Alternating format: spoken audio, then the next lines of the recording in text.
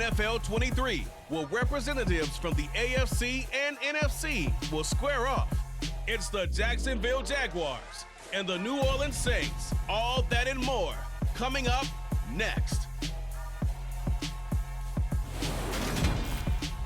First opened back in 1975, there's a look inside the iconic Superdome in downtown New Orleans.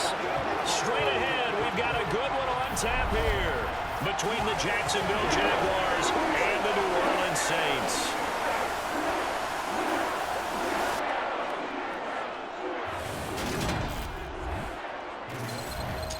Again, everybody, alongside my partner, Charles Davis, I'm Brandon Gaudin. And, Charles, when you and I were going through our final run-throughs at breakfast, we kept thinking tonight we're going to get to see a couple of very good passing offenses. And we're talking about both sides having multiple receivers that can have an impact on this game. It's not just one guy that's going to make all the plays. If you take him away, maybe number 2, number 3, they make the big plays that impact who wins the game.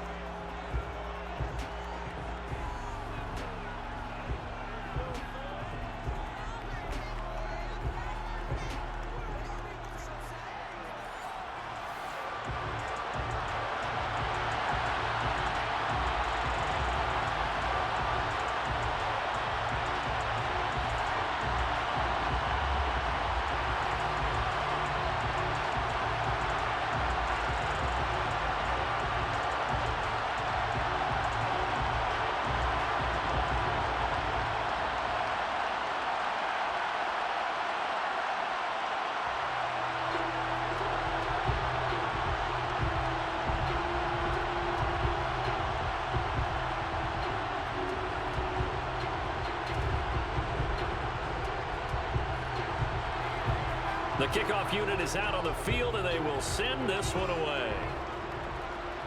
Taken at the 15, a short kick. And they're going to start this drive in pretty good shape as they get it up past the 30. So here's the first drive now for the Jags. They're led by the number 1 overall pick in the 2021 draft, Trevor Lawrence. And you want to talk about enormous expectations being placed on a quarterback. How about what Trevor Lawrence faced coming out of college? But the good thing for him, he's used to it. He had the same type of expectations leaving high school and going to Clemson. They always expect him to be a franchise savior, whatever team he joins. And to his credit, he shouldered those expectations and is doing everything in his power to follow through.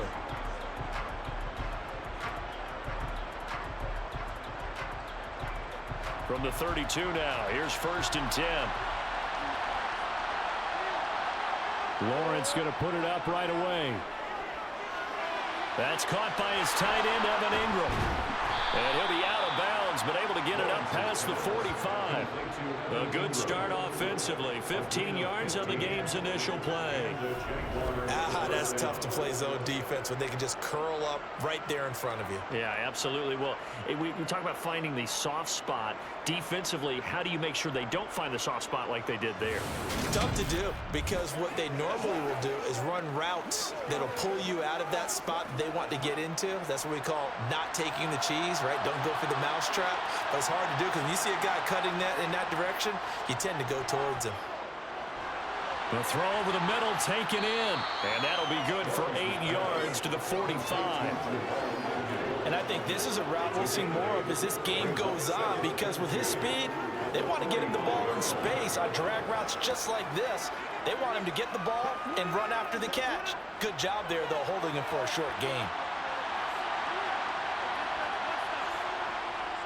And here's a Louisiana native from the town of Jennings. It's Travis Etienne. And here he'll be brought down a little shy of the 35 at the 36. 9 yards to pick up there, and it's a first down. 2nd and 2 is prime time for a little bit of a gamble, isn't it? Open up the playbook, go play action, toss that bad boy deep. But in this situation, go ahead and give it to your back. Let him pick up a first down, keep the sticks moving.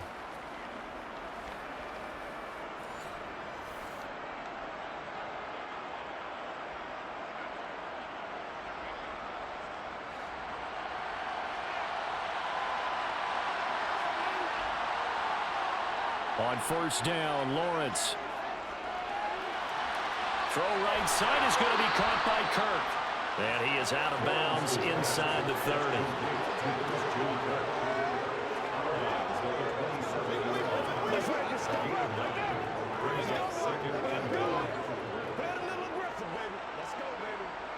They'll come up now on 2nd and a yard.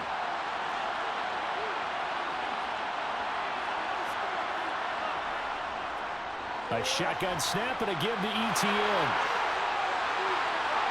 And he takes it in.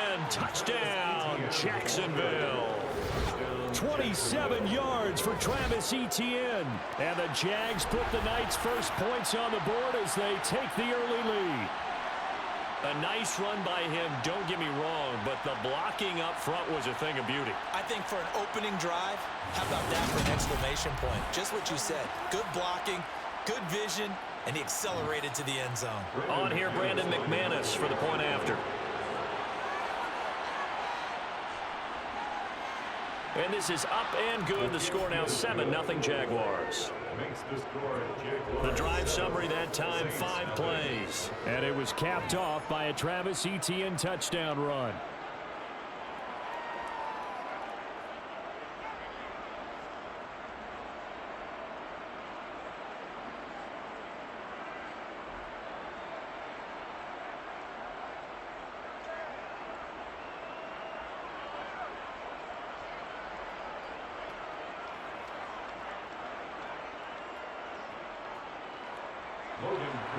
After the touchdown, Cook now to kick this one away. Takes it at the 7. And the tackle going to be made right there at the 25-yard line. And here come the Saints for their opening drive. They're led out by their quarterback out of Fresno State, Derek Carr. And it certainly hadn't taken Herbert long to earn his status as one of the league's best and most entertaining passers. Locked and loaded at every snap. And the second he sees an opening, that ball is soaring downfield. You better be on your toes against him on defense. The second you turn your head, they'll burn you.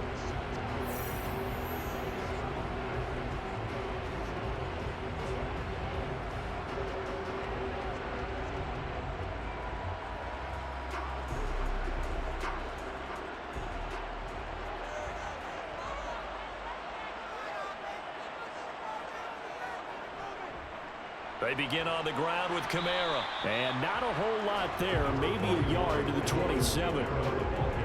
No doubt about it. A really nice job there by the defense, not allowing him to get to the perimeter. But that means your defensive ends, your outside linebackers, the guys that you pay big money to sack the quarterback, they also have to have interest in the running game as well. And they did a nice job there of holding the point of attack and not giving ground. Carr's throw caught by Olave. Call it a gain of 6 on the play. And now that sets up 3rd and 2. We'll see what kind of mindset they have here offensively after giving up the touchdown on the opening drive.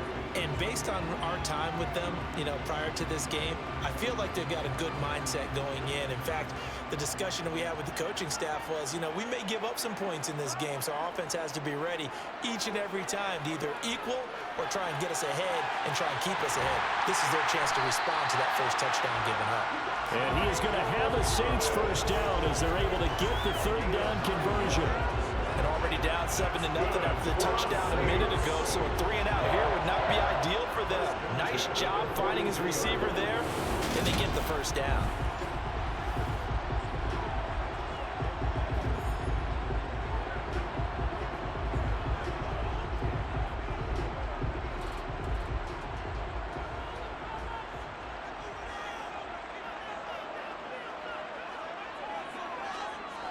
Now a first down carry. It's Kamara.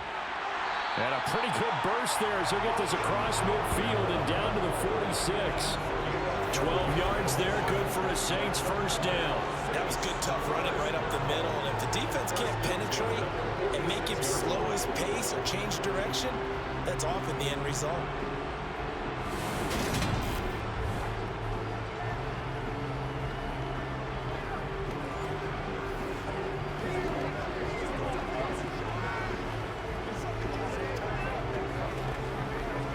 So in Jacksonville territory now. Here's a 1st and 10 at the 46. They run it again with Kamara. And he's going to take this ahead for right around 3 yards, but no more than that. Second down. Well, there's just a pile of bodies there, and that's when you kind of find out who's a tough guy, right? Who can stand up and make a play. It was only a 3-yard run, but for both sides, they had to walk away from that feeling like, okay, I can stand up when the going gets tough in here. On second down, Kamara. And very little there. He might have gotten a yard. Yeah, I think he got a yard to the 41. Well done to sniff that out defensively. He had it diagnosed pretty quickly. I love that description because diagnosed is perfect on that one. Read his keys, made the play, and he couldn't even get going moving the football. Throwing his car on third down. And able to catch it on the left sideline, but they're going to rule him out of bounds. So it'll be incomplete. Certainly one they'd like to have back as it brings up fourth down. Oh, they'll certainly be on the tablets going over that one for sure. Clearly they were expecting something else out of the defense and couldn't adjust to make that completion happen. They'll go for it. It's Carr. He's going to air one out.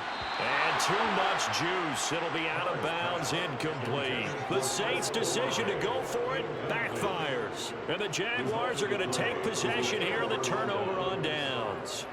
Well, I guess they wanted to get that touchdown right back on their first drive, but failed to do so. And what they have to be careful of is pushing so hard to stay right there, to stay even with their opponent, that they gas themselves out. You know, it's almost like horse racing. Sometimes you don't want to take your horse right to the front and let them do all the work and then someone catch them at the end and pass them up. You want to make sure you moderate what you're doing along the way and then go for the big finish. They've got good starting field position as they come up here 1st and 10 at the 41-yard line.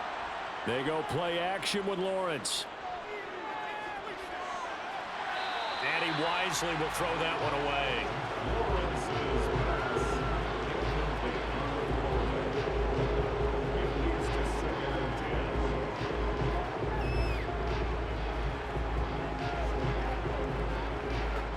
So after the incompletion on first, now 2nd and 10.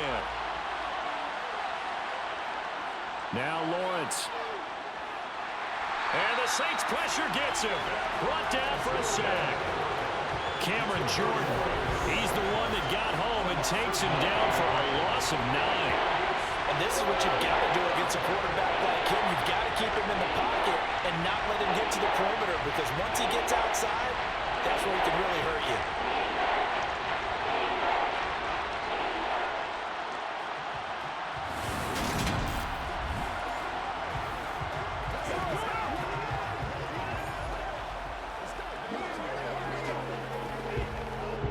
So now after the sack of Lawrence, the Jags looking at a 3rd and long.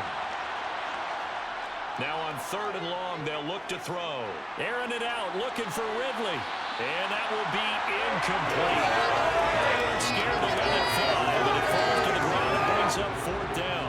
Two things you can do in that situation: run and punt the football, or try and take your shot at getting the 1st down. They chose the latter, but they'll have to punt all the same.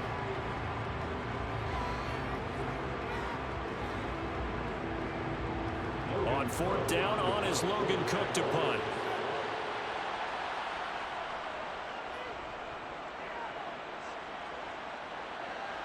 And he'll get credit for putting him inside the 20 as the fair catch is made right at about the 19-yard line. So a change of possession here on the punt. And the Saints will take over with a 1st down and 10.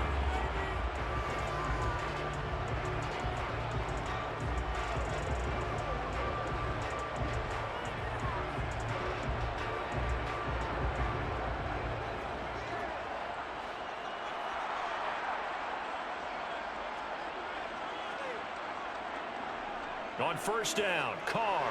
He'll get this one underneath to Kamara. And they'll get 8 out of this before being stopped at the 28.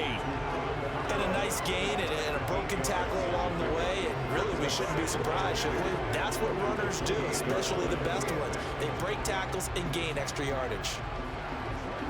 Line of scrimmage, the 28 now as they come up on 2nd and a couple. They'll pound it up the middle with Kamara. And he's able to get out to the 32, brought down there. A gain of 5, good enough for the first down. A quick burst there, and he nicely bit off a pretty decent gain.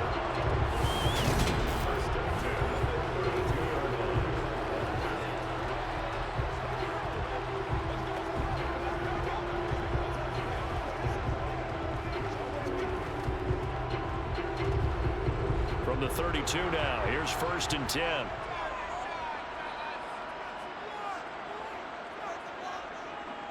Again, it's Kamara. To about the 35, 2nd down. Give credit to the defense for stringing that play out, and they gave up no cutback angle. You know he was trying to dart through. No place for him to go. A nice job there, only giving up a 3-yard gain. 3 yards on that last carry. Here's 2nd and 7.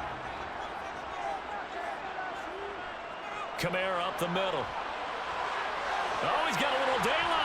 And some nifty running here as he'll take this across midfield and down to the 47.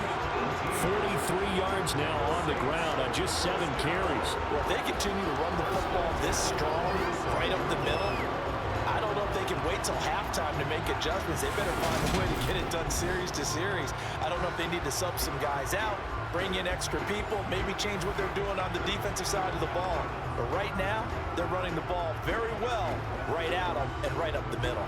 So after the run by Kamara, now another 1st and 10. Now they'll throw with Carr. Throwing out right here, caught by Alford.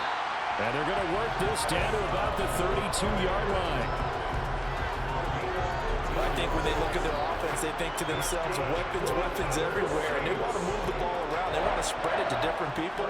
But you absolutely know they want to get this man involved as well. And that's what they just did on that play.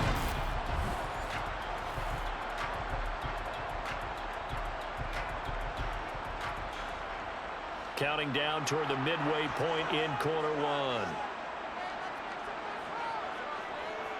A give. This is Kamara. Andre Cisco there on the stop. Well, they're making an effort to get the ground game going tonight. So far, it's working. I like what we're seeing from the offensive line. They seem to have the leverage going, and they're controlling things and reestablishing the line of scrimmage, moving that defensive front backwards, but also like what the runner's giving us, too. It appears that he's been waiting all day long to get out here and take off. From the 27, Carr. Got a man, and he hits him in stride. And he's going to have another first down as the tackle's made at the Jaguars' 12-yard line. 15 yards there on the catch and run. But one of the ways the quarterbacks keep all the receivers alive in a play, never lock in on any one guy. Make sure you keep your eyes moving, scan the field. And here he finds the open guy for a nice pickup.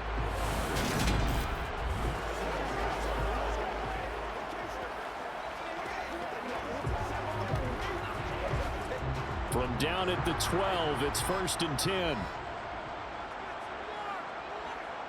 Now Carr. And it's caught. Touchdown, Saints. Juwan Johnson. A 12-yard touchdown grab. And the Saints are an extra point away from evening this one up. The tight end position has always been dangerous, especially in the red zone, short field. But now even more so because these tight ends aren't necessarily the tight ends of old. They're the locked-up wide receivers who have a little bit more speed. Way harder to cover than before. Extra point attempt here still to come. It's up and good. So these teams match touchdowns here in the first quarter, and we're tied 7-7. So that drive takes them down the field in 8 plays. And it all culminates in a Saints touchdown.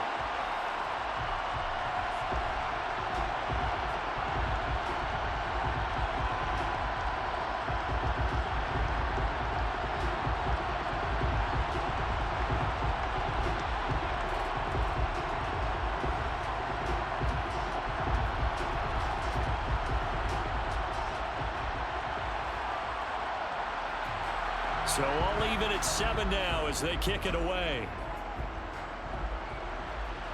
A short kick taken at the 18. And they're going to start this drive in pretty good shape as they get it up past the 30. Jacksonville set to go again offensively. And Charles, a very uninspired effort the last time we saw them out there was a quick 3-and-out, and they punted the football. Yeah, and you never want to get stopped so soundly during a series, but what would be even worse now is letting it happen again right here. They've got to get going.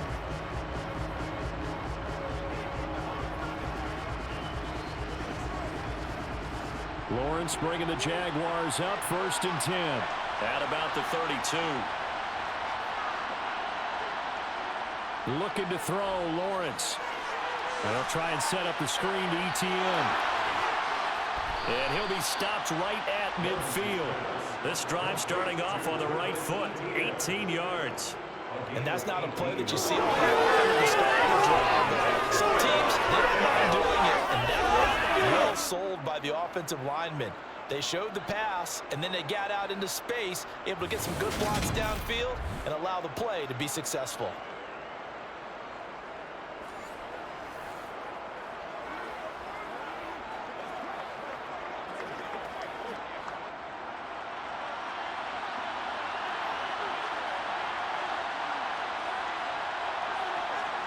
From midfield now, Lawrence. He'll complete this to Ingram, his tight end. I know sometimes we can get fooled when we watch him make catches, as we just saw him do there, because he really looks like a wide receiver the way he goes about his business. Yeah, 230, 240 range. Yeah, not super huge.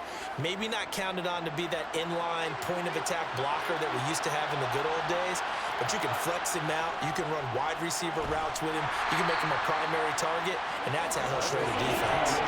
Just a couple on the pickup there, and now it's 3rd down. Just not a whole lot of room to operate there on that carry.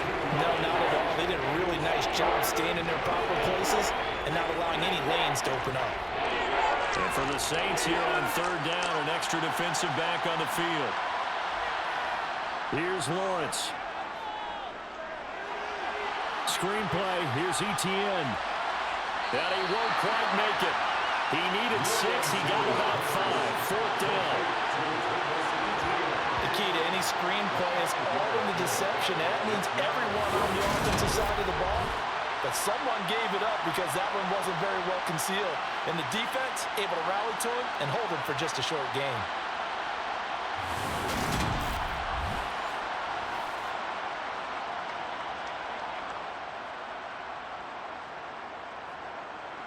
So coming on now is the field goal unit. They're going to try for 3, and he'll need all the leg he's got here. So this will be spotted on the midfield logo. It's a 58-yard attempt. Well, Brandon, anything beyond 50, you start rolling the dice a bit. And once you get up around 57, 58 yards, the chances of making it go down dramatically. And sure enough, this one winds up no good.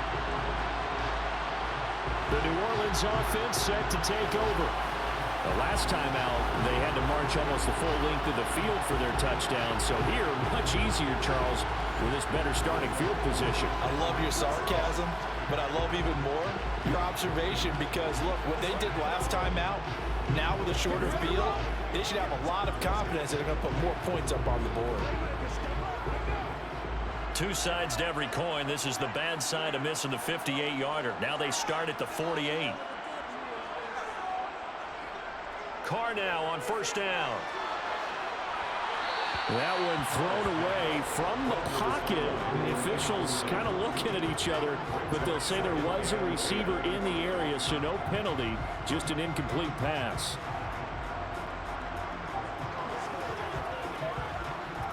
Now Carr, after the incomplete pass, brings him up 2nd and 10. From the shotgun, he'll look to throw. And they'll get this down to around the 47-yard line. That's a staple of this offense. Drag route to the tight end. Yeah, he's unable to use his size to break off much more yardage after the catch, but still an effective gain nonetheless. And the Jags have 5 in the secondary here on 3rd down. To throw his Carr. And the Jags get to him as down he goes. Josh Allen with a big-time sack on 3rd down. It's a loss of 7. So that time, Charles, quarterback helpless really in the pocket in the face of a pass rush like that. They were on him instantly. Yeah, that's one where you turn to your lineman and say, guys, can I get a little help here? And you have to ask politely because, remember, they're blocking for you the entire game. But as a quarterback, you've also got to have the clock running in your head when you need to get rid of the football. But this time, he had no chance. They were on him instantly. As we check the next-gen stats, you'll see he had precious little time to do anything with the football there. And out now comes Jacksonville as they get ready to go. Last time out, they had that long 50-plus yard field goal that they missed. And I'm sure on their sideline, they're thinking to themselves, okay, do we still want to try one if we're in that position again? And I would dare say that the answer would be yes. They're going to have a lot of confidence in their kicker. But just to be on the safe side, I'm sure they told their offensive guys, can we get a little bit closer this time? Closer. Yeah, well, you know, I'd rather get in the end zone first and foremost. But if all else fails, less of a field goal attempt for him. Now, meanwhile, a pass that should have been intercepted, but it winds up falling incomplete. Oh, man, that was close. The opportunity to change momentum, big play, right in his hands, unable to come down with it. A sigh of relief, no doubt, on offense that fell harmlessly to the ground. And once again, they'll go from the 23-yard line on 2nd and 10. ETN up the middle. And he'll manage only a couple here up to the 25. Well, that's a good start to this drive on the defensive side of the ball. Forcing completion on 1st down, and you're able to shut down the running play on 2nd. Yeah, I wouldn't be surprised now. A little bit of pressure going at the quarterback in an expected passing situation. They'll be in search of 8 yards here as they hope to convert the 1st down. On 3rd down, Lawrence. Into heavy traffic, and it's intercepted. Marcus May with a pick. And the Saints are going to take possession of the football. Oh, timing is everything on a route like this. He tried to drive that football into a tight spot. And if you're a little early or a little late, chances are there's going to be someone there. And sure enough, this one's going the other way. And now this offense comes back out onto the field. They'll have very good starting field position here as they try to break our tie. And they start 1st and 10.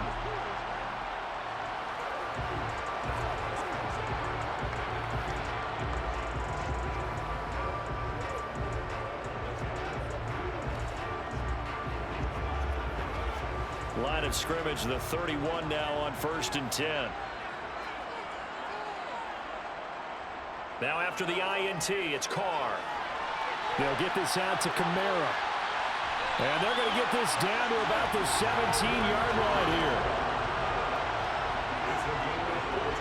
Nice little nifty play for him there. And that's the ability to read a defense and utilize players that don't often get picked up in coverage easily. And I'm talking about being able to use the backside of the backfield. Because I know that when I used to cover, hey, we got everybody oh, he just snuck out there, and they just got a nice 1st down there. What do we love to say? Get those backs into space, right? And they were able to do that there. Nice pickup on 1st down.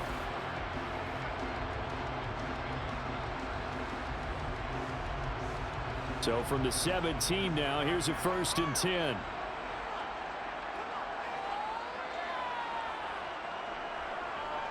Here's Kamara off the draw. And he is going to lose yardage here.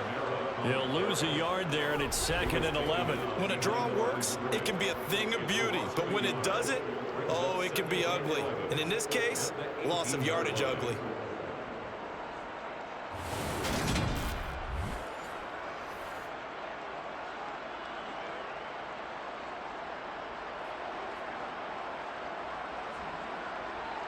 Looking at a 2nd and 11 now after the loss.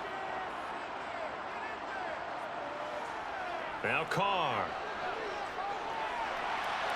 Finding Johnson on the out route. That's complete. And he'll be out of bounds, taking it just shy of the 10 at the 11 or the 12. It'll go down as a gain of 6, and it brings up 3rd and 5 now. They'll need 5 on this play to move the sticks. Here's Carr to throw. Again, it's Johnson. And the Saints are going to have 1st and goal as they try to finish off this drive with 6 points. And in a lot of ways, that catch is expected. Red zone presence, and that one was realized there. You've got to find your tight end in that situation.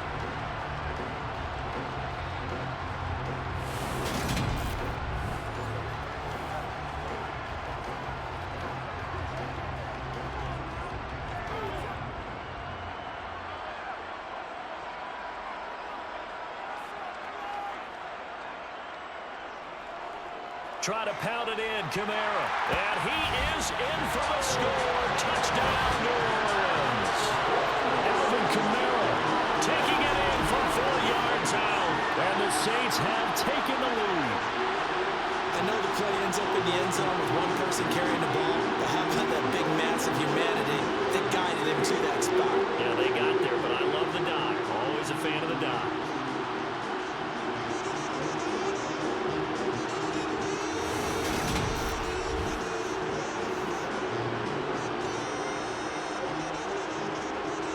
The call is to go for one and kick the extra point.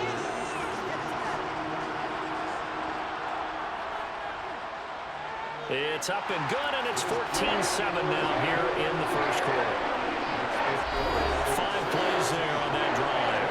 And the capper came from Alvin Kamara on the touchdown run.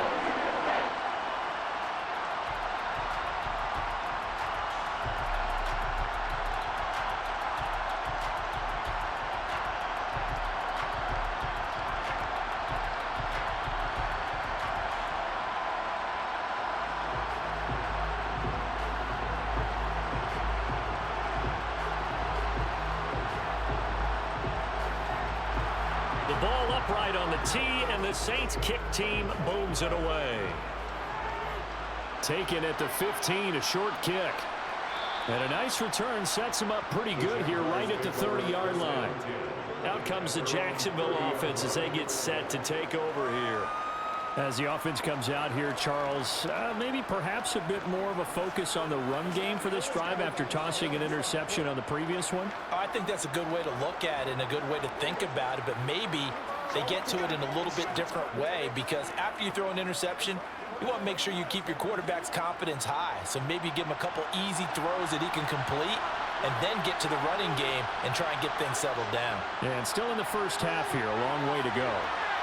Now a throw downfield is taken in by his running back. And he'll be taken down, but not before they reach the 50. Great way to start the drive. 20 big ones and a first down.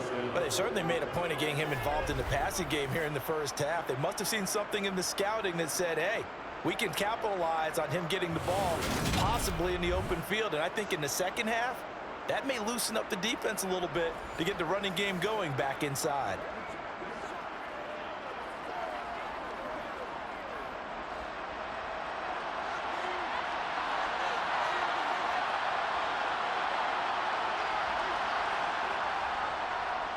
On 1st and 10, it's Etienne. And he'll take this ahead for about 4. Second down coming up. And that was a quality play to start a new set of downs. That was simply an offensive line winning the battle up front and winning in a big way and giving their guy in the backfield a nice lane to hit. Following the pickup of 4, here's 2nd and 6. Lawrence. He'll get this out to the flat for Etienne. And he'll be taken down, but not before they work this to the 45. Well, offensively, that's the mismatch that you want. You want to force a linebacker to try and cover your back out of the backfield, out in some open space. The linebackers nowadays, they run like backs, and they take a lot of pride in covering. What a nice play he made there in the open field. From the gun, it's Lawrence. And that one is incomplete. And it also concludes quarter number 1. Through one quarter, 14-7 our score. The Jags with the football to begin the second quarter.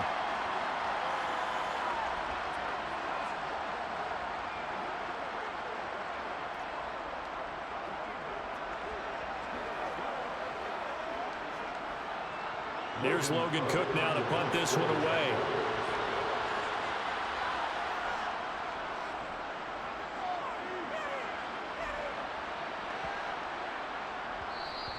And this one hits at the 1, continues on into the end zone for a touchback.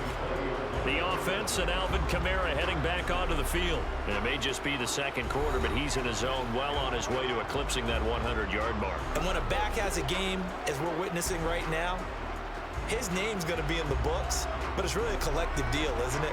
Because that means he's getting plenty of blocking, a lot of help from his teammates, but he's making the most of it. Yeah, he's made the most of it to this point.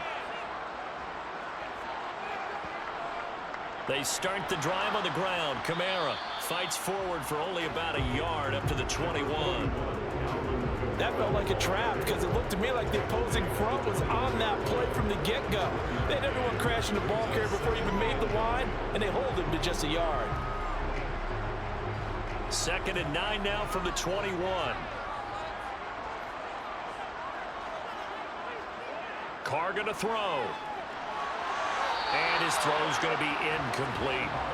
I see the surprise in your face there, partner. That is a rare incompletion from him. He's been on point this entire game. He has percentage completion-wise way up. Not that time. The Saints on 3rd down. They've hit 2 for 4 thus far. This is 3rd and 9. To throw, it's Carr. Got an open man. It's Olave. And he is out of bounds right around the 34. It'll be a Saints first down on a pickup of 13. How many times we say it, I still get a kick out of watching quarterbacks and receivers do the pass tree in pregame warm-up.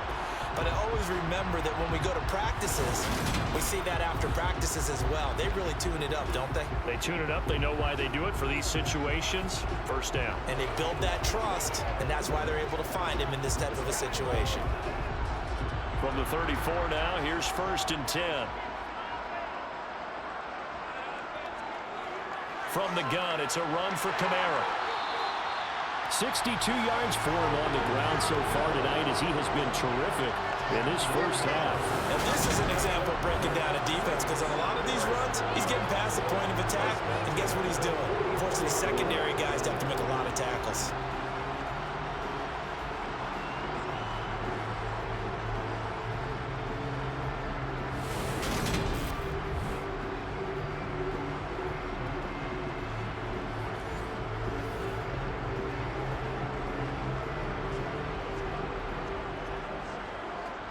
A pair of first downs gives him a 1st and 10 up at the 44. On play action, it's Carr. And that is caught on the right sideline, but out of bounds, says the line judge. The throw took him a little too far. It's 2nd down. Offense was moving it a little bit, had them back on their heels, but they earned a brief pause by forcing the incompletion. That gives them a quick chance to regroup and try and mount a stand before they're backed up even further. Throwing again on 2nd and 10. Carr. And he's got his man in stride, complete. And they're able to work this across midfield to the 48.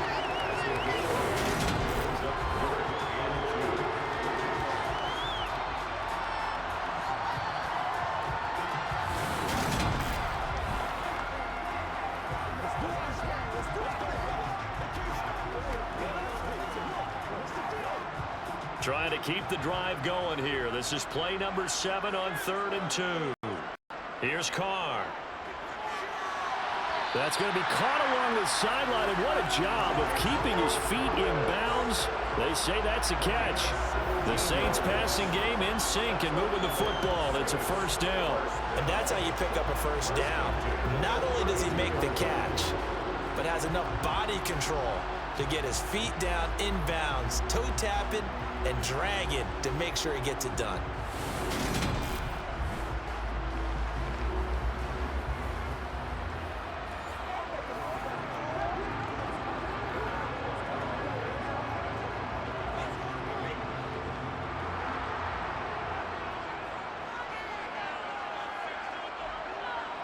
Carr to throw again. And the catch made by Johnson. And they're going to get this down to about the 17-yard line here. He's certainly done a nice job spreading the field on this drive, and here he finds his big tight end for good yardage. And that's what you have to do. Keep defenses guessing about where you're going to go with the football.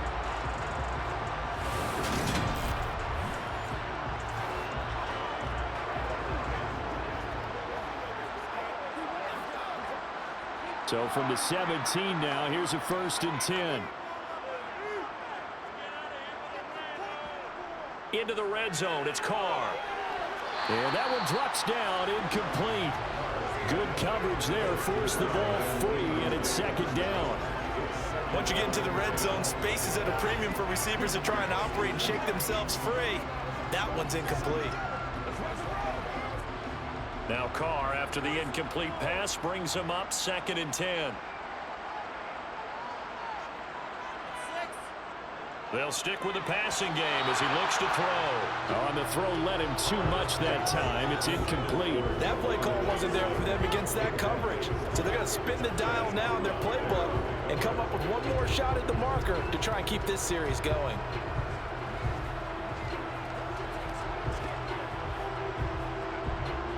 Well, this drive, they're a perfect 2 of 2 on 3rd down conversions, but they need a full 10 yards here.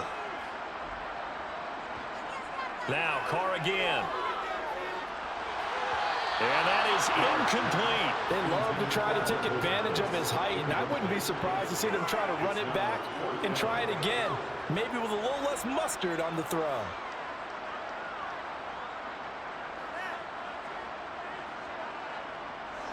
Out now is the field goal unit for New Orleans. From the left hash, this from 34. And his kick is good. And they will move up by 10 now, 17-7. So that one on target, and it adds to this first half lead. And maybe we're too early to worry too much about 1-score lead, 2-score lead, etc. But this is where you kind of start banking those points that come in helpful later on.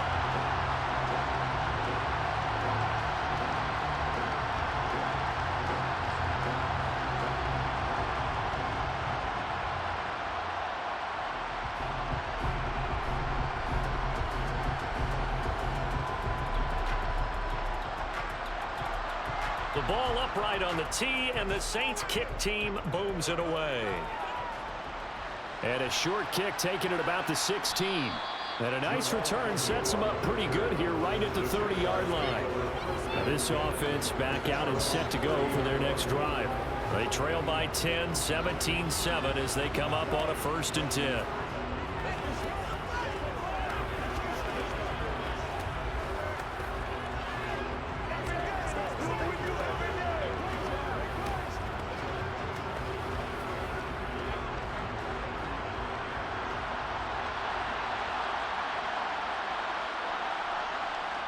Here's Lawrence to throw. Got a man, and he hits him in stride. This will be stopped about 2 yards shy of the marker. 8-yard gain, 2nd and 2.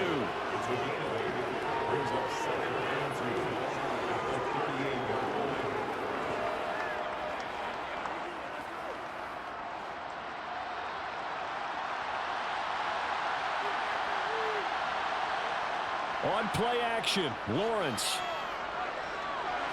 And his throw here is incomplete. His back has been a dependable safety valve all game, so he went back to him when his first read was covered. Just unable to connect, so the play results in no gain.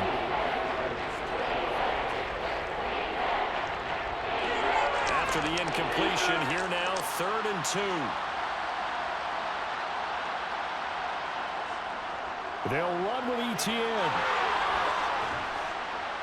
And eventually taken down, but how about that athletic spin move we saw? Gives him the 1st down yardage. Just 4 yards on the pickup, but that's good enough to extend the drive. There are a lot of different formulas to winning football, but one constant over the years, winning on 3rd down. That pickup there was big because they had struggled throughout this one.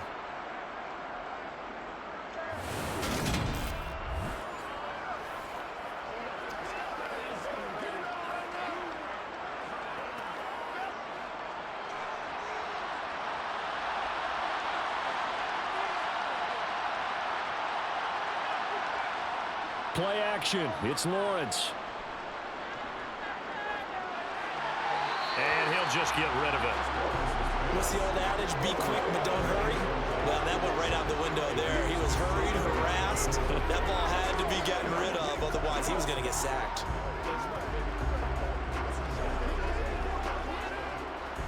An incomplete pass on 1st down. That leads to a 2nd and 10.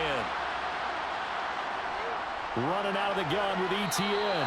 They do get a yard there, but only a yard. Leaves them with 3rd and 9 looming. Pretty good little two-play sequence there. You foresee incompletion and a very short pickup. Yeah, now maybe you bring in an extra defensive back or two because you want to try and defend on 3rd down. They like to play those nickel or sub packages, don't they? The Jaguars on 3rd down. Just 1 for 5 to this point. This is 3rd and 9. Steps away to his left. Nothing open downfield, so he'll throw it away. And based on my math, they've only converted 1 time thus far in this game, so you can see the frustration starting to come out a little bit. 3rd downs, they've been a problem for them all game. They've got to start becoming solutions. Here's Logan Cook now as he's on to punt for Jacksonville. He's been a busy man here in this first half as he gets it away. And a nice job here to down this one right on the 5-yard line. That is how you flip field position. That's an absolute bomb of a punt. Downs it inside the 5-yard line. Absolutely ideal. From that position, you're hoping to get it down inside the 15, inside the 5. Superb.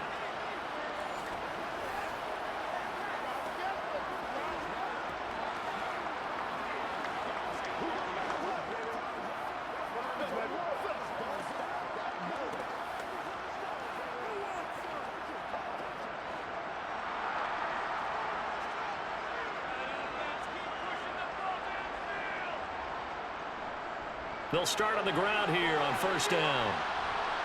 And he'll find a little space. He gets this up nearly 10.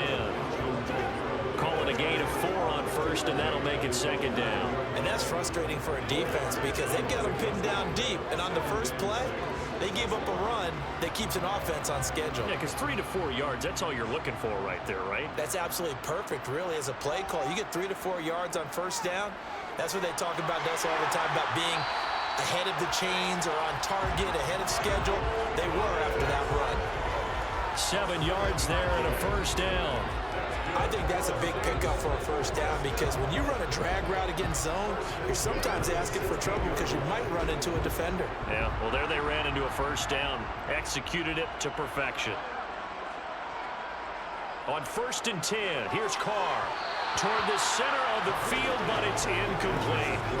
Well, we've seen him catch a few passes out of the backfield in the first half, unable to connect on that one. Certainly seems like getting him the ball out of the passing game, though, is part of their game plan. It certainly is because he catches it well, creates a mismatch. You're going to cover him with a linebacker, a corner, a safety. They feel like he can win every battle. To throw again on 2nd down, Carr. And this is incomplete. You can tell they wanted to get that ball downfield, but they had nothing working in the secondary, so he dropped it off to the running back. That one ended up incomplete.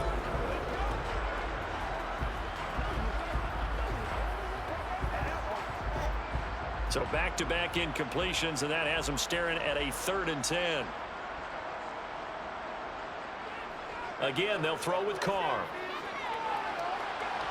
On the sideline, did he keep his feet in bounds? They say yes. Great job, both feet in, 1st down. That 3rd down conversion good for 23. Well, things are definitely going right for them here in the first half. Pick a down, any down, even 3rd down, no problem. They get a connection there and pick up a fresh set of downs, continuing to move the ball.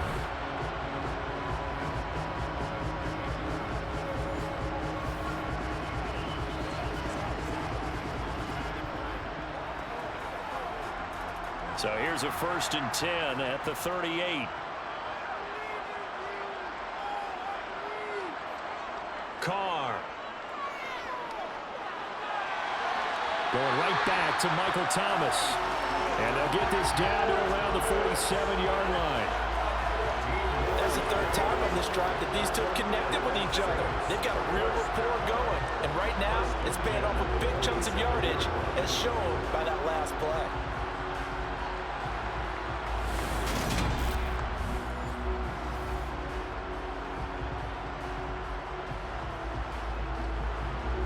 So in Jacksonville territory now. Here's a 1st and 10 at the 47.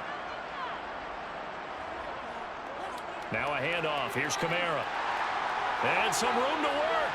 He'll get this one down near the 20-yard line. Just shy of the 20. 91 yards rushing now for Kamara. It's a first down.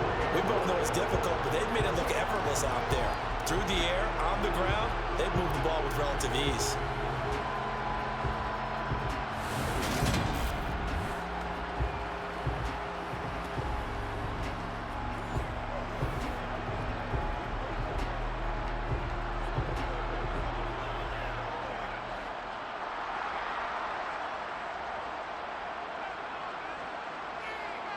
Carr now on first down.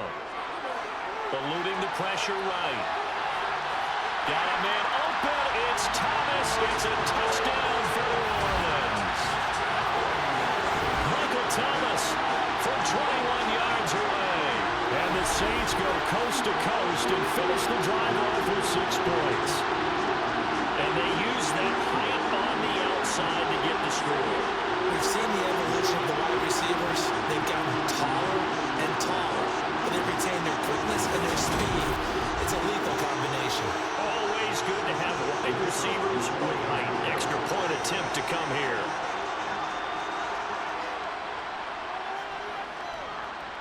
And that'll make this a 3-score game as the lead moves to 17.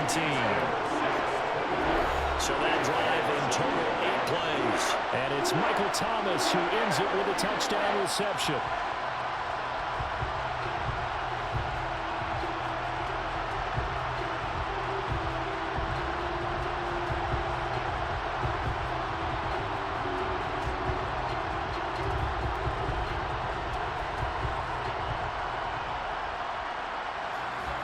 The kickoff team on the field now as they will send this one away. A fairly short kick from the 14. And he's up across the 25 and down at the 28. Jacksonville back on offense and ready to take over. Defense got the better of them last series, forcing a punt. See if they make a few changes in the game plan here and try to get points out of this drive. 1st and 10.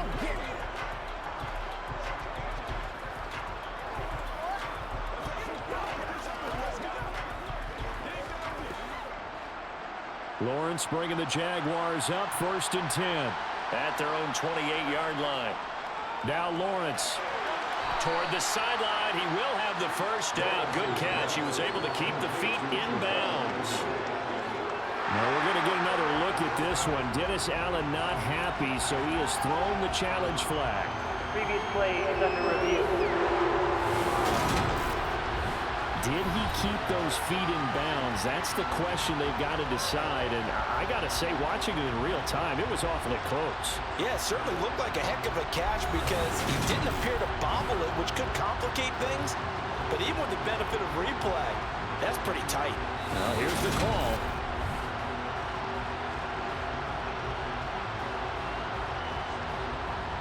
After review of the play, ruling on the field.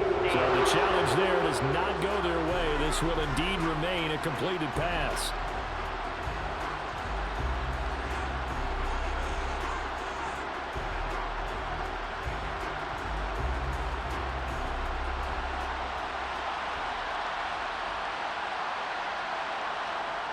To throw again on 2nd down. Lawrence. Escaping the pressure right. Open man downfield is Ridley. And he's able to get this to the 40-yard line before he's out of bounds. 22 yards there, a first down. Now that's the kind of big play you'd like to see. This first half, it hasn't gone their way, and they could use a shot in the arm, something to perk them up a bit. And they get one here in the passing game.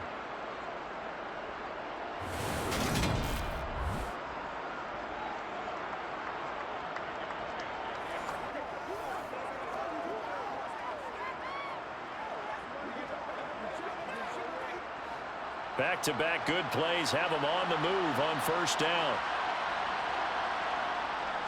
A give to ETN running right. They'll get this down to the 38. Well, that's a real nice job there by the defensive front. They just engaged and held their ground. But how about the guy who made the play? We often talk about whether they take a good first step or not. Many times you just don't take any step. Just get your feet moving, get your body going, and then once he made the read, he was able to make the play. Off the play fake, here's Lawrence. That's going to be caught by Kirk. And he's brought down at the 19 after a gain of 19. First down in the red zone. These guys have definitely been outplayed in the first half. I like their countenance. I like the way that they haven't panicked out there, the way they're carrying themselves. They're starting to move the ball, and what you have to do, maintain your poise and start to put together some drives.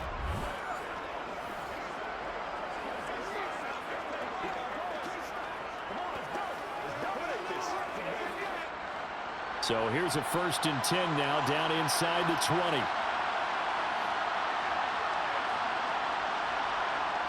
They'll try the jet sweep with Kirk. Taken down by Pete Werner. Let's just make this one succinct. Nice job there. All 11 guys on defense diagnosing the jet sweep and putting it down.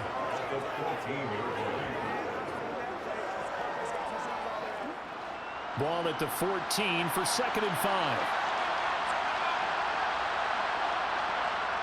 Now Lawrence. And it's intercepted at the goal line. Picked off by the corner, Bradley Roby. And the Saints are going to take over here on the INT at their own 5-yard line. Partner, there's no other way you could describe it because that was absolutely just gut-wrenching for that offense. They were right on the precipice. Points were available. All they had to do was just fall forward, and they were going to put them up on the board. Instead, a long drive ends in heartbreak and a melancholy trip back to the drawing board. How you like it when I go a little bit lyrical for you? Alvin Kamara and the Saints set to start their next drive. He's in his own second quarter, already closing in on a 100-yard game. And that's the magic number for a running back. Anytime you get to that triple digits, that's all you're looking for. But he's got a chance to really exceed that in this one. Yeah, he does. That's been the gold standard for a long time, hasn't it, that 100-yard mark? It really has, and that never has to shift because it's in a game. It's a 1,000-yard mark. I'm wondering. He rifles one that's intercepted. And the Jaguars are going to take possession of the football.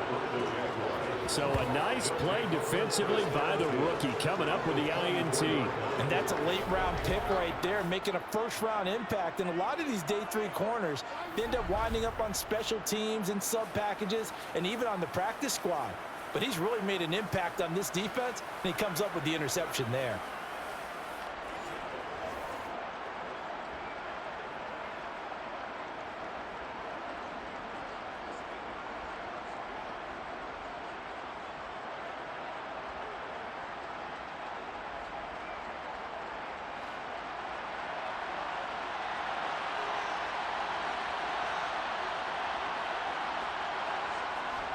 They'll try the left side with ETN. They'll get this down to the 21, just on the edge of the red zone. If they want to start getting back into this game, it behooves them to get better on first down. Yeah, certainly not what they were looking for there out of the opening play of this drive.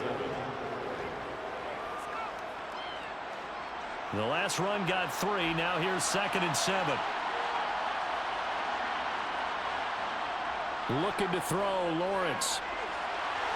And he's got his man in stride, complete. And brought down, but not before they get it inside the 10 to the 7.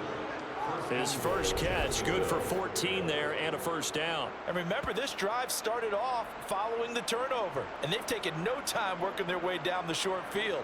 A nice connection there, and now they're looking at a 1st and goal.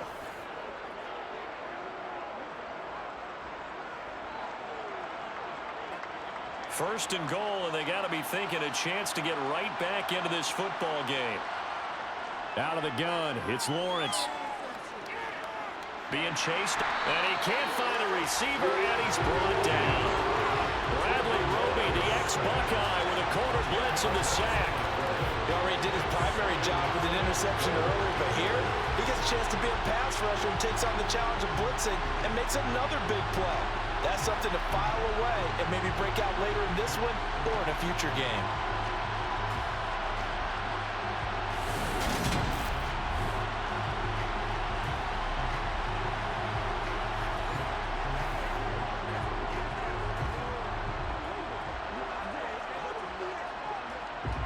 First down, a bit of a disaster, and now on 2nd and goal, back even further.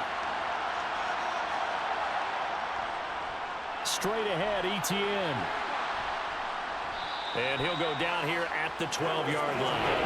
They get 5 on the run, but it leaves them with a tough 3rd and goal forthcoming.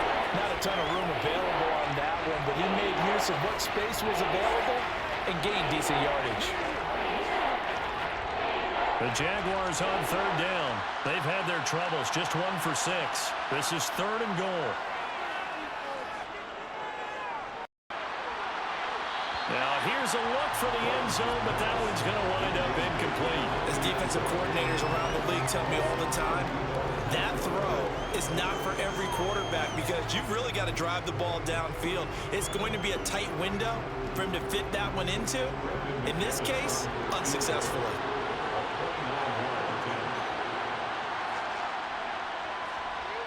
The kick by McManus is good, and that will close the gap down to 14. So, Charles, they get to them with their first turnover of the game and then make it hurt a little bit extra with a field goal. And anytime you give the ball up, what's the first thing a coach tells his defense? Don't let them score off of this. You've got to put out the fire. In fact, in 2021, that's what one NFL coach termed his defense, the firemen. Go out there, guys, and don't let them put some points on the board.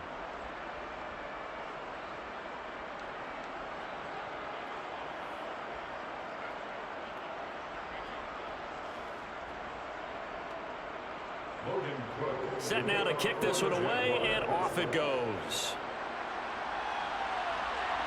Takes it at the 7. And taken down just past the 20 at about the 21-yard line. Out onto the field comes New Orleans.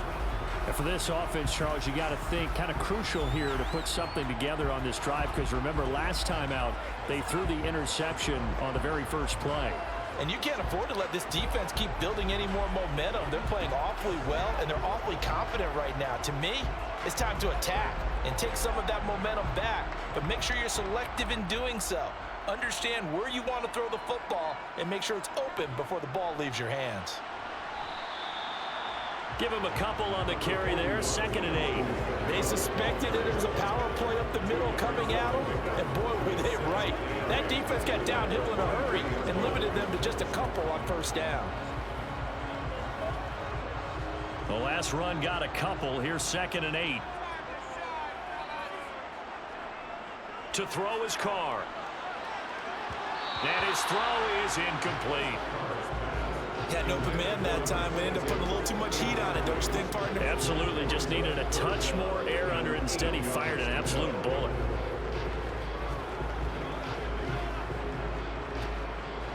The offense on 3rd down tonight, they've had good success, 5 for 8 to this point. This is 3rd and 8.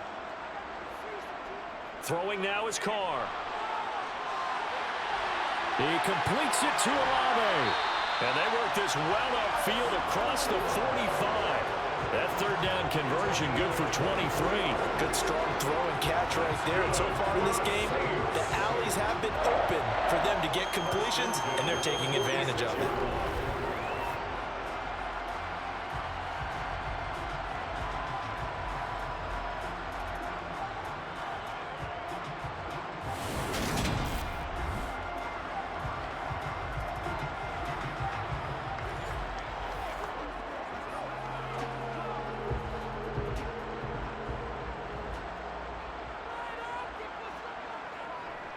The busy night continues for Kamara, and he'll be brought down at the 50 after a gain of about 5.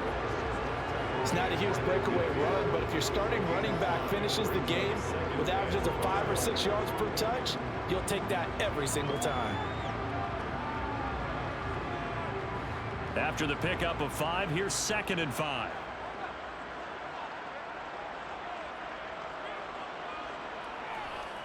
Running with Kamara.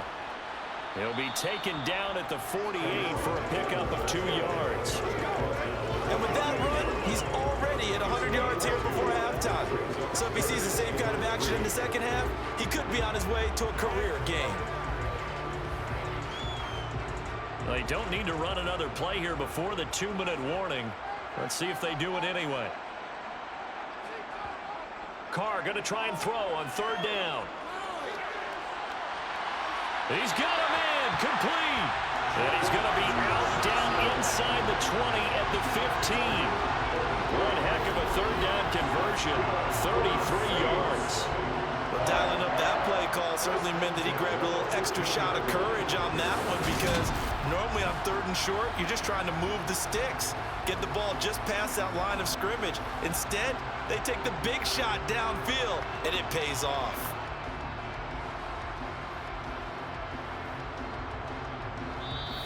And we've hit the 2-minute mark in this first half of action. Line of scrimmage, the 15. It's 1st and 10. Carr now to throw. Again, it's Johnson. And he can't quite get there. Tackled down at the 1. This duo locked in. 14 yards there. And a first down. I think he has to be saying to himself, how did that not wind up a touchdown? Remember, you just need the tip of the ball to cross the plane. It's not going to get there, but they're going to be set up in great shape with 1st and goal.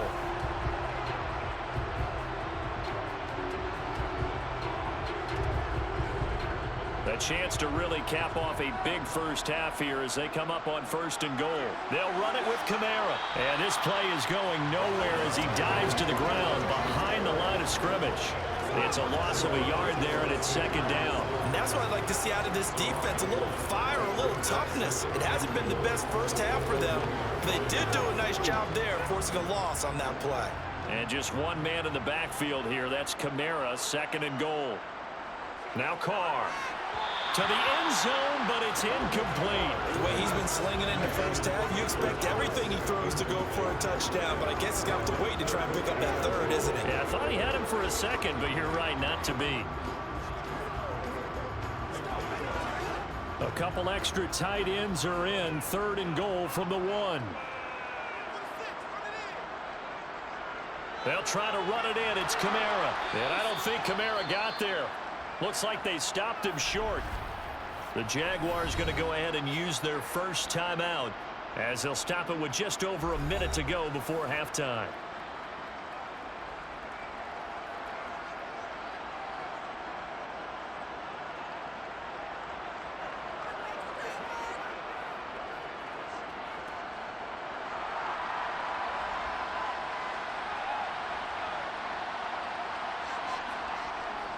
Here we go with Kamara. And he'll take it into the end zone for the Saints touchdown.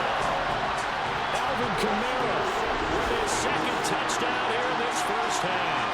And the Saints will extend their lead in the final minute of the half. So 4th and goal, their head coach gave that offensive line one more chance to punch it in, and this time they were successful. They certainly paid off the coach's confidence, didn't they? And how about the fact that they stayed with the ground game? Because a lot of times in that situation, partner, we see teams try and roll the quarterback out, give a little run-pass option, and treat it like a 2-point conversion play. In this case, they went with a little bit more power and got it done. Point after, right down the middle. And the lead now to 3 touchdowns at 21.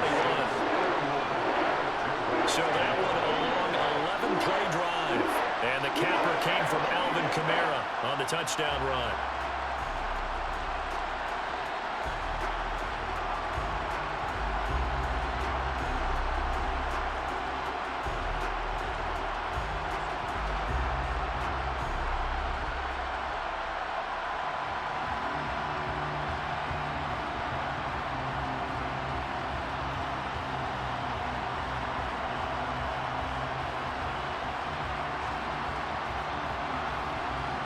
The ball upright on the tee, and the Saints kick team booms it away. Taken at the 15, a short kick. And a good return as he'll be stopped just shy of the 30-yard line. The Jags going to go on offense now late in this first half. Charles, you're down multiple scores, less than a minute left here, but with that deficit, they've got to try to at least work their way into field goal range to try to muster something out of this drive. And I'm going to go ahead and date myself one more time because I'm going to quote an old Smokey and the Bandit lyric. They've got a long way to go and a short time to get there, but they still have time to get it done. So I'm looking forward to watching them mount this drive and see if they can get some points out of it. On 1st and 10, it's Lawrence. That's caught on the left side by Kirk. And they get him down, but not before he takes it across the 40-yard line. Now the Jags will use the second of their timeouts as they get the stoppage with just under 50 seconds remaining in half number one.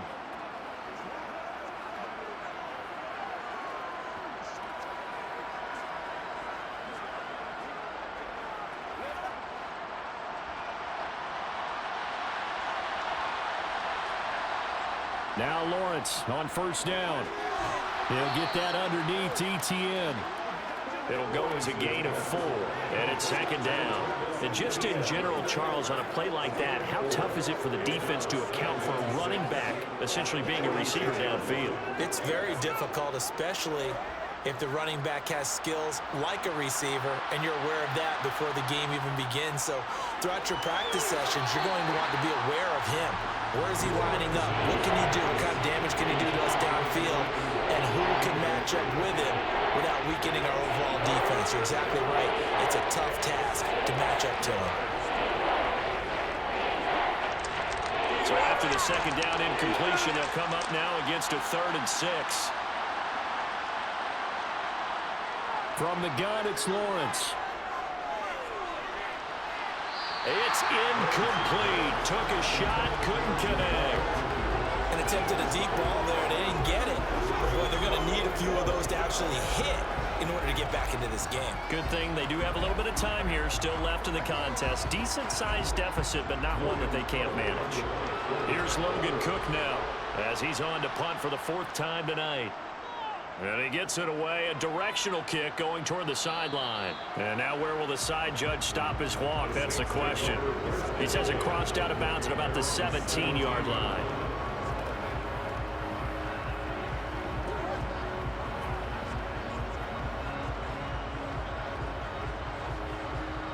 Getting set for their next drive, the New Orleans offense.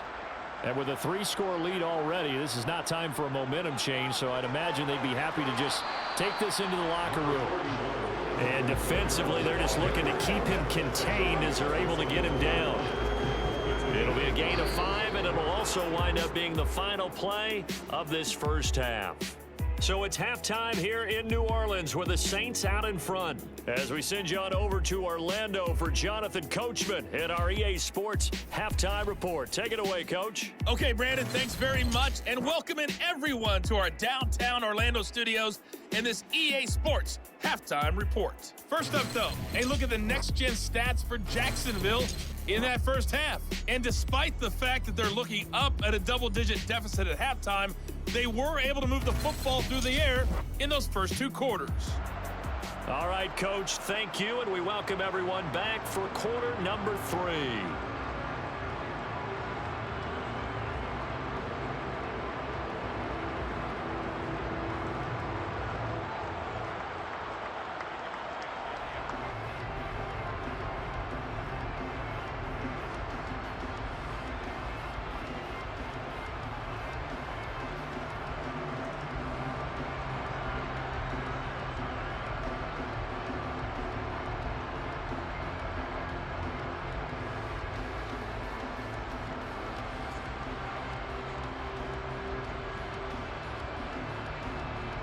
Set now to go for the 3rd quarter. The Saints have the lead and set to receive the kick.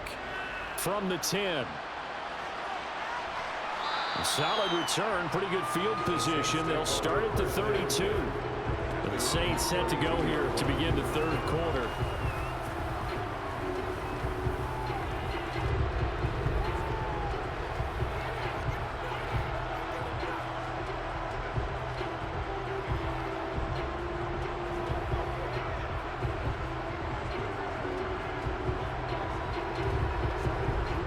From the 32 now, here's 1st and 10. They fake the handoff. Now Carr. Toward the left sideline, but it's incomplete. Not his best throw there, but where we sit right now in the 3rd quarter, he's had a pretty good game throwing the football. He certainly has, and it's not exactly at the point where we're doing 4-minute offense yet, but they've got to think about, I'm not going to say milking the clock, but understanding clock management here on out. Now Carr, after the incomplete pass, brings him up 2nd and 10. Meanwhile, Carr's throw complete there to Johnson. And he gets this up across the 35 before he's out of bounds. They get 7 out of that, so they're left with a 3rd and 3.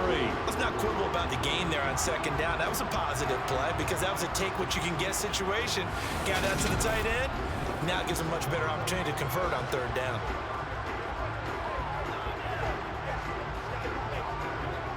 And the Jags with 5 in the secondary now on 3rd down.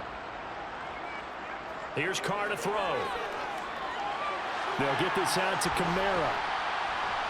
And brought down, but the juke, the very nice juke, gives him the 1st down yardage there.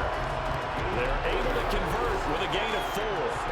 They certainly had success throughout this contest, getting him the ball in the passing game, and there he picks up another 1st down. Whatever they saw going into this one, they've been able to capitalize on it, and no adjustment has been made to take it away.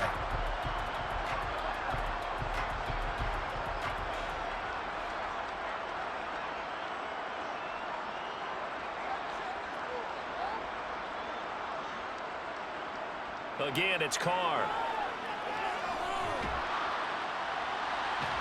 And he is going to lose yardage here. Not what they had in mind there. That's going to go as a loss of 4. Well, Brandon, we could see that play developing, and they were hoping that he was going to be able to put a move on the 1st guy and turn it into a big play. But no such luck. The speed on defense continues to get better and better in the NFL. Pretty nice example there of those guys being able to run from their assignments and finish off that play. Throwing again on 2nd down, but this time it's incomplete. They certainly thought he had an open look beyond the 1st down marker to his receiver, but they just couldn't connect, and that will send them back to the drawing board. An incomplete pass on that last play, and that means they'll need to come up with something here on 3rd down. Carr going to throw. A hit as he throws there, incomplete.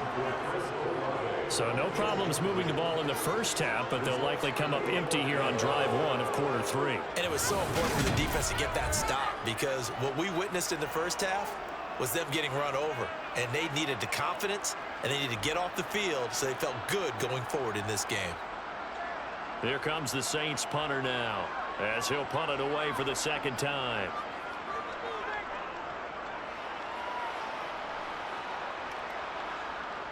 On the return, here's Agnew. 43-yard punt, but they get 9 back on the return. And the Jaguars go on offense, 1st down and 10. Now we take a glance at the offense as they work their way back out for their first possession of the 2nd half.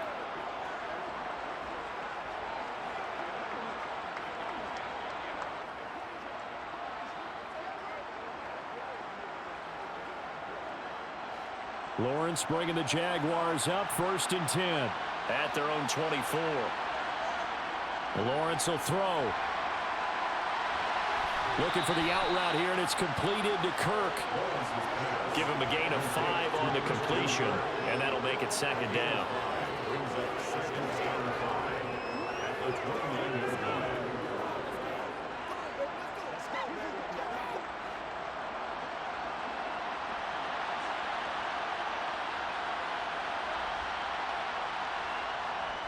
A shotgun snap and a give to ETN. And down right around the 32-yard line, 4 yards on the pickup. Well, if you're a football guy, that's a pretty run because everyone is in sync right there. Obviously, the guy carrying the ball, but how about the people up front? Leverage, athleticism, they created some nice space for him. This offense in desperate need of a conversion as they come up on 3rd down. They go play action with Lawrence. And he's got a man, Calvin Ridley.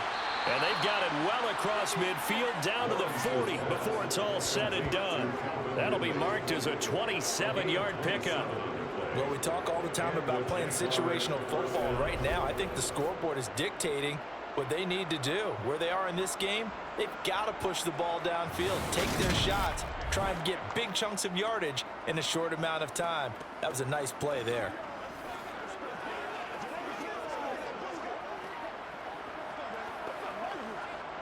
So in Saints territory now. Here's 1st and 10 right at the 40.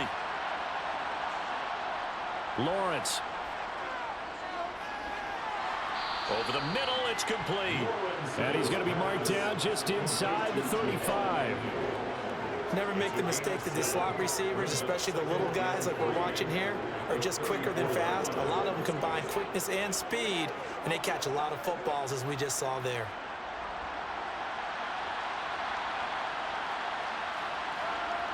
Looking to throw again on second down. Lawrence throws right side, and that's complete. Touchdown, Jaguars. Jamal Agnew. 34 yards. And the Jaguars are able to cut into that deficit. That's a score you felt they had to have here in the third quarter to get back in this game. And you know that there was an emphasis on their side. Hey, we know this. We know where we are. But sometimes that binds you up so much that you try too hard and you don't get the score. A perfect combination of urgency, yet relaxed enough to get it done.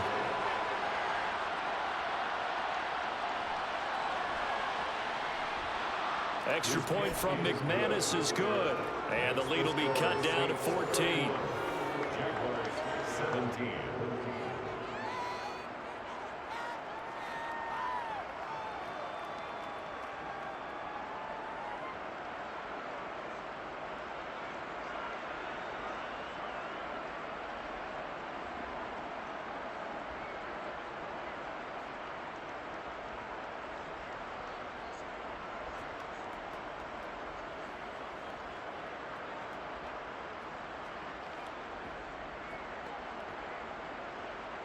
After the touchdown, Cook now to kick this one away.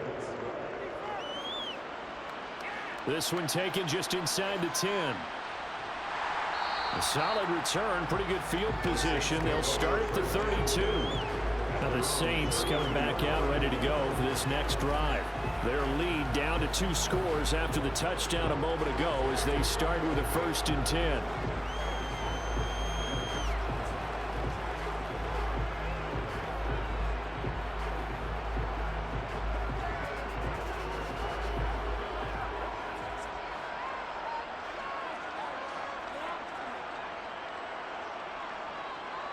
Now Carr.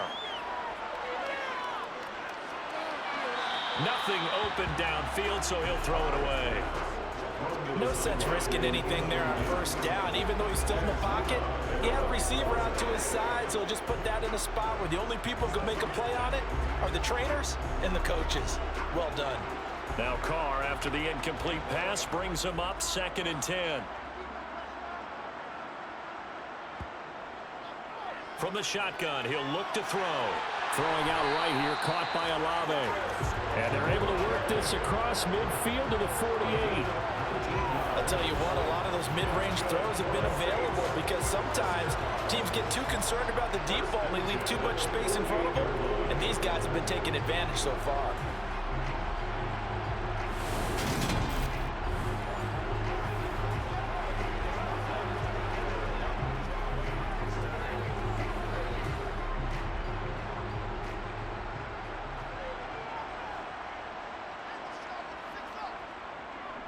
Now a 1st down carry. It's Kamara.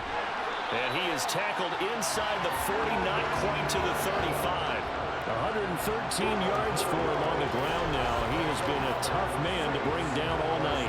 For a lot of guys playing this game, there's no better feeling than running right through a tackle. He's able to lower his center of gravity and churn his legs for a really nice pickup.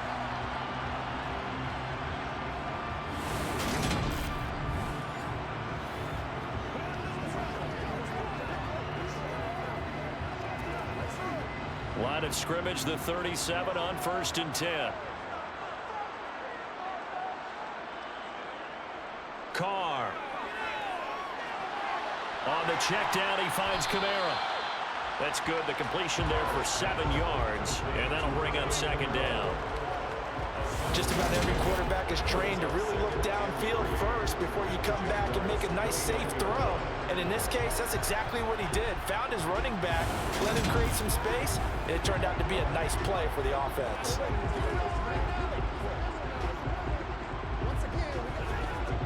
3 yards remain for 2nd down. Now Carr. Thomas has got it. Complete. And he's brought down here just outside of the 20. Always laughing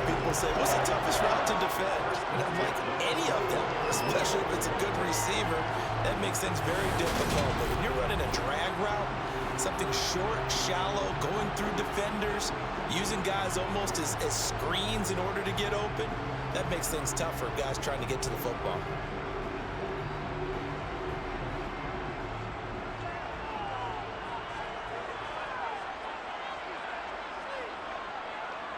Carr now on first down. They'll set up the screen now to Kamara. And they're going to get this down to about the 17-yard line here. Good reactions there defensively. That screen was a little slow in developing, and they shut that one down with little gain.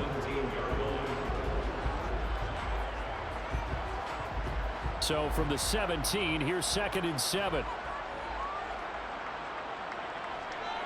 Kamara up the middle. And he couldn't quite get there. Tackled down at the 1.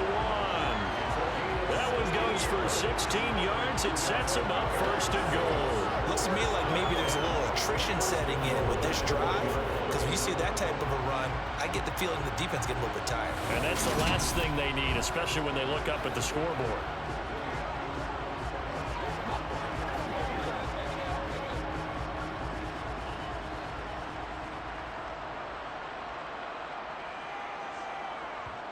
To throw, it's Carr. Looking end zone, but it's incomplete. That was a touchdown if he could have hung on. Instead, it was a well-timed collision to jar that one free.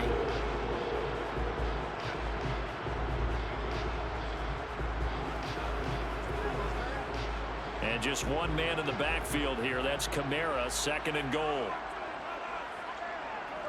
They'll give it to him up the middle. And he is into the end zone. Touchdown, New Orleans. A 1-yard touchdown run from Alvin Kamara.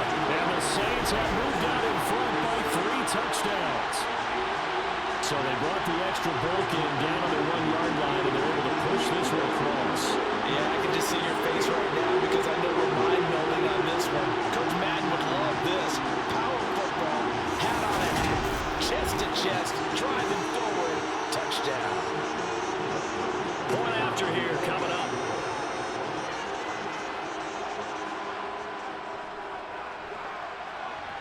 And he's been a busy man, 5 for 5 now as he knocks another one through to extend the lead. A good drive that time as they go 9 plays in all. And the capper came from Alvin Kamara on the touchdown run.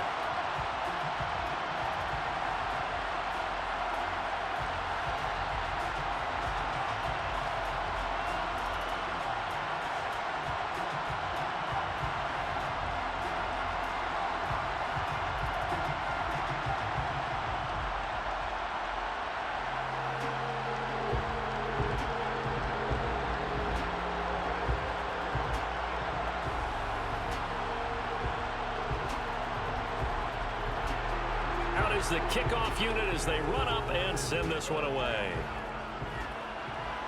Taken at the 15, a short kick. And able to break this out all the way to the 38-yard line. Great return.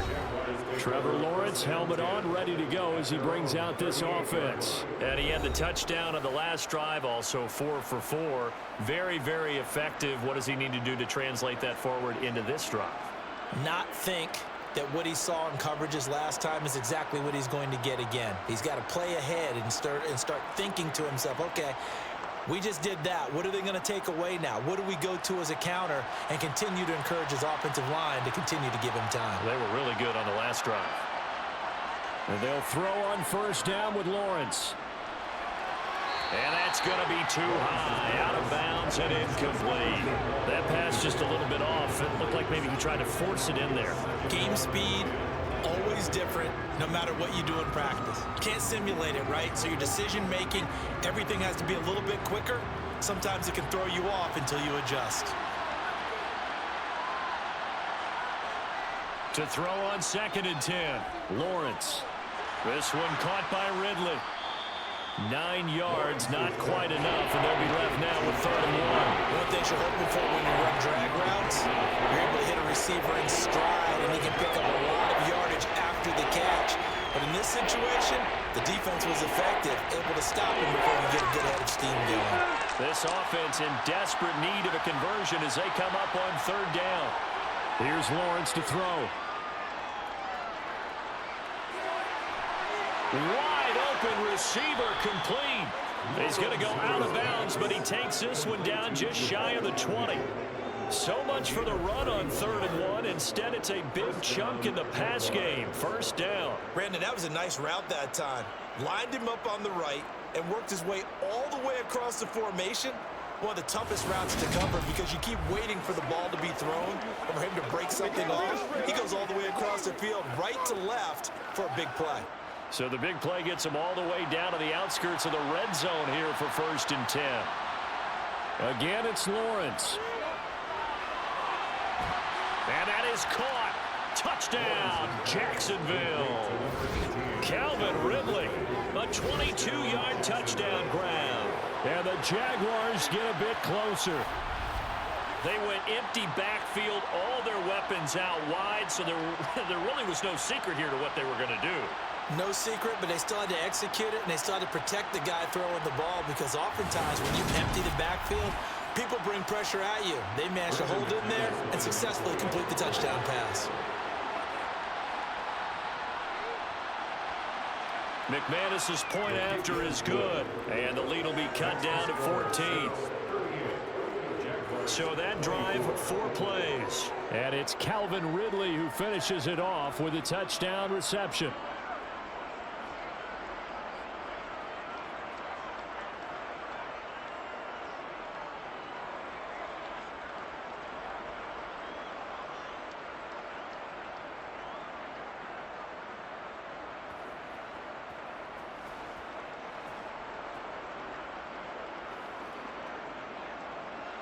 After the touchdown, Cook now to kick this one away. Takes it at the 7.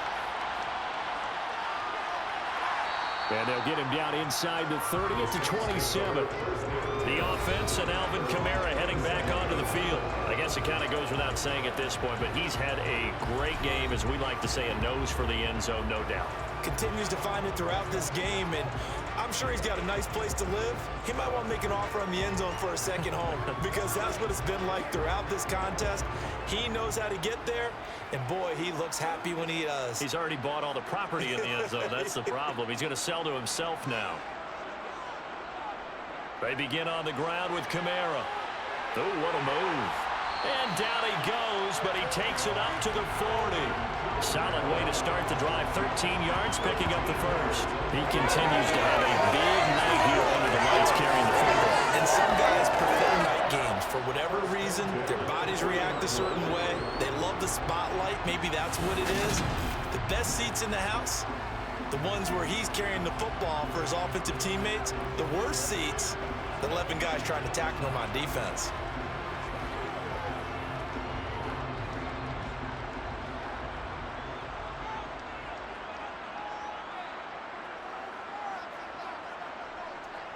Staying on the ground on first with Kamara.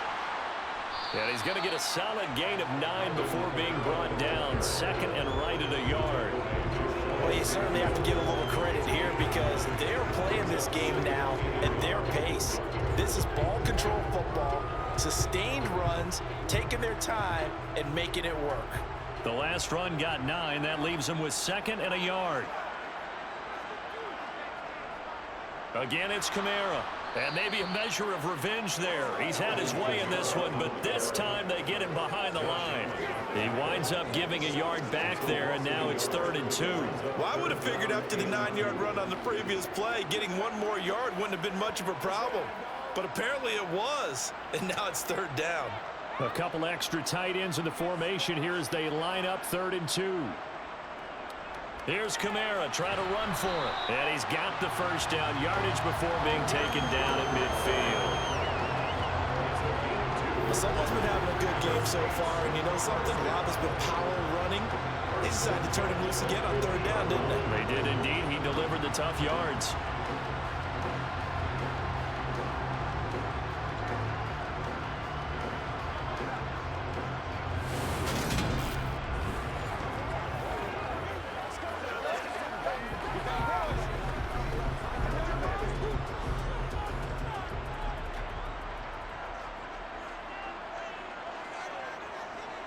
Kamara try the right side. He'll be taken down at the 48 for a pickup of 2 yards.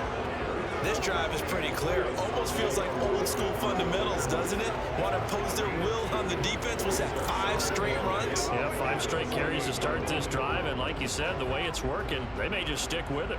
The last run good for 2. Here's 2nd and 8. Now they'll throw with Carr. And this throw a bit late as he couldn't reach back for it. The defender certainly didn't forget about him leaking out of the backfield. There was a guy ready and waiting to pick him up in coverage, and that throw had no shot.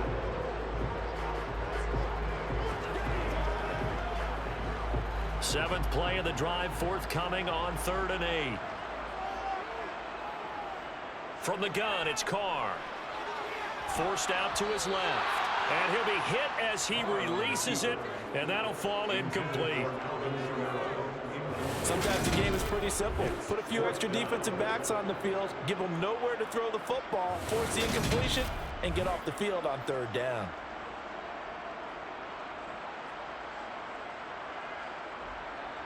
Here comes the Saints punter now as he's on to kick it away.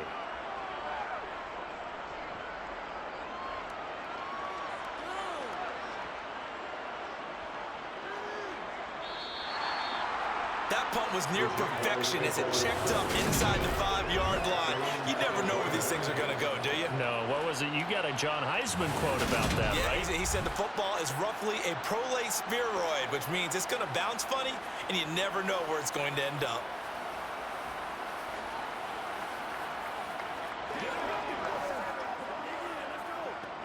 Come on, baby, rock and roll. Show them what you got. Pay attention. What's the deal, y'all? Let's do it. Let's get this thing, baby. Put a little aggressive, baby.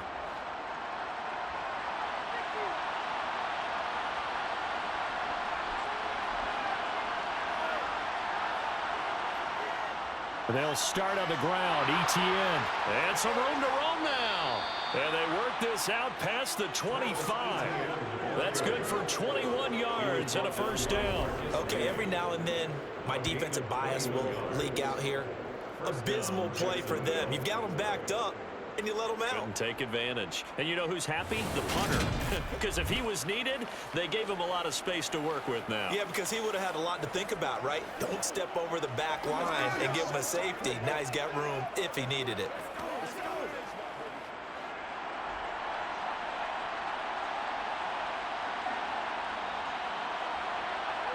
Throwing now, Lawrence on 1st down. And that, incomplete. Daylight in front if he could have held on, but he didn't. So instead, it's 2nd down. I know that interception was dropped, and it would have been their 3rd of the game, and I will guarantee you, in the huddle, on the bench, all the defensive guys have been talking about is, we've got this guy right where we want him. Who's going to get the next one? It almost becomes a challenge, and they missed a golden opportunity. There's a throw over the middle. It's taken in by his tight end. And he takes us up to the 40-yard line before being corralled. First target, first catch, and a 1st down. And that's a more than acceptable read right there because it's zone coverage, so timing is everything. This time he waits for his man to come open, puts it right on him, and they pick up a 1st down.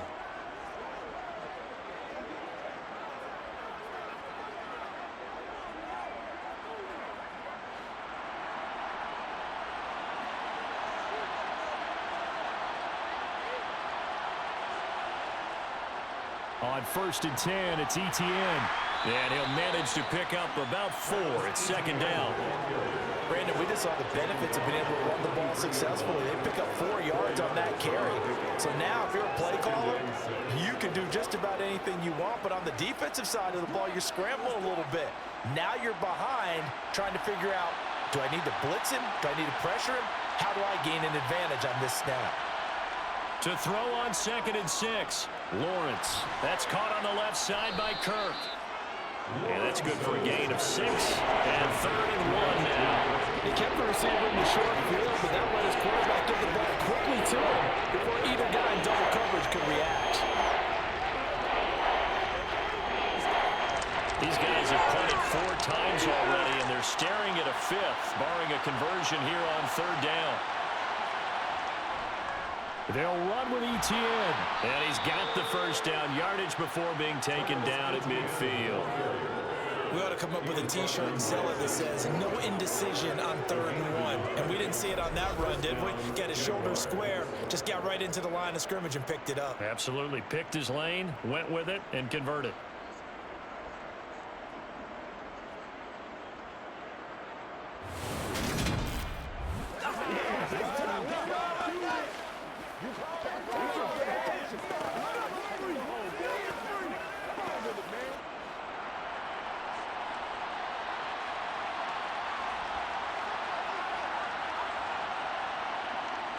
From midfield now, Lawrence. Buying time to his left. Nice work to get 7 out of that, and it's 2nd down. Well, it looked like a quick hitter, a 3-step drop. But when it's not there, what do?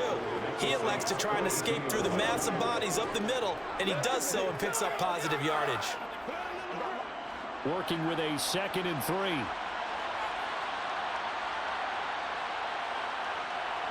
Play action. It's Lawrence.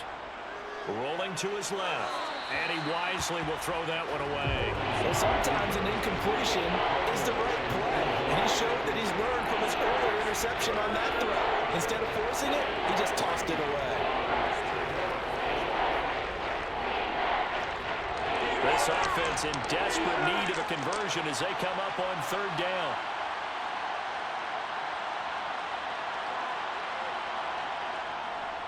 Running out of the gun with ETN. And he's going to be a yard short. A 2-yard pickup leads to 4th and 1. Not too many offenses want to turn down long drives, but when you're down what they are, they've got to pay it off with some points.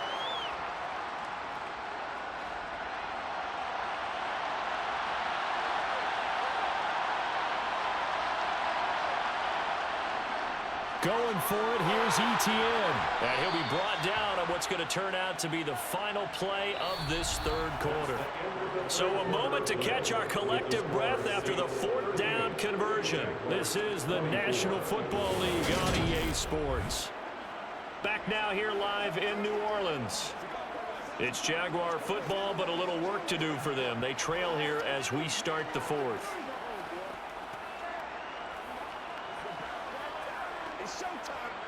So now following the roll of the dice, they've got a 1st and 10 inside the 35. Now Lawrence. Open man right side is Ingram. And he'll be taken down here just shy of the 30. You got the big lead defensively. You're willing to give him that underneath stuff, right? And this is why you work on your tackling. Tackle them after the catch, inbounds, keep the clock running. Just go ahead and bleed the game out that way.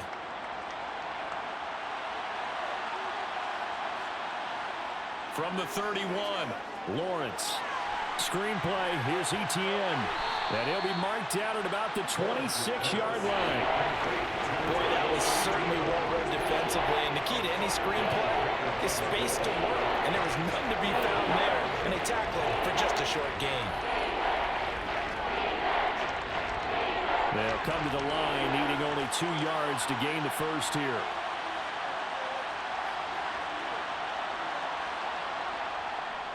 On 3rd down, here's ETN. And he'll be taken down, but he does have 1st down yardage. Now, yes, a 2-possession game, but a good chunk of time on the clock, so they have the ability still there to run it on 2nd and short, but maybe they need to pick it up a bit. You're right. They did pick up the 1st down there, but they, as you mentioned, they have to pick up the pace now because it's a 2-possession game. They've got to get there twice to make sure they have a chance to win.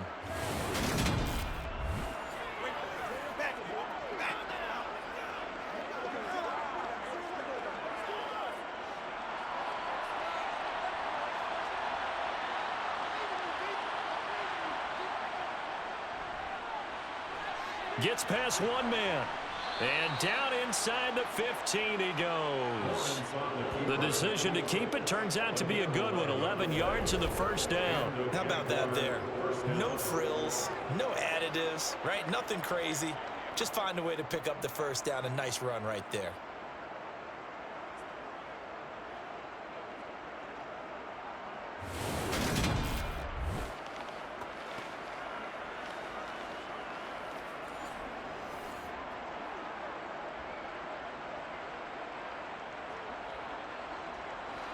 From the 13 now, they work on 1st and 10. From the red zone now, they'll look to throw.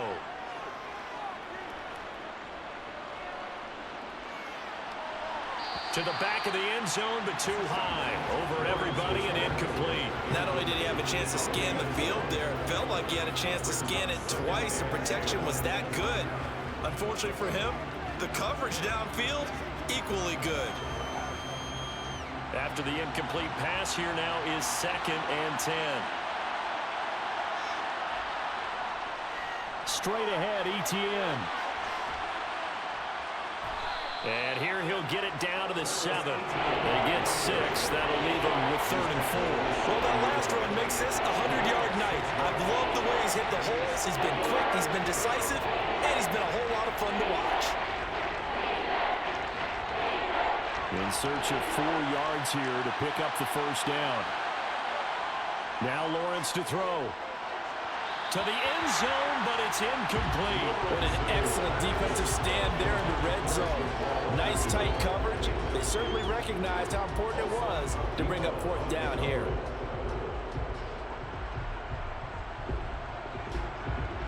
Okay, so thought they might go for it here down late. Instead, they trot out the field goal unit from the right hash, and this one just a chippy. The kick by McManus is good, and that will get the disadvantage now back down to 11. So the 3 points there, and CD, that helps them inch a bit closer. Yeah, partner, when you're losing, any points you see go on the board in your favor, you're happy to take them.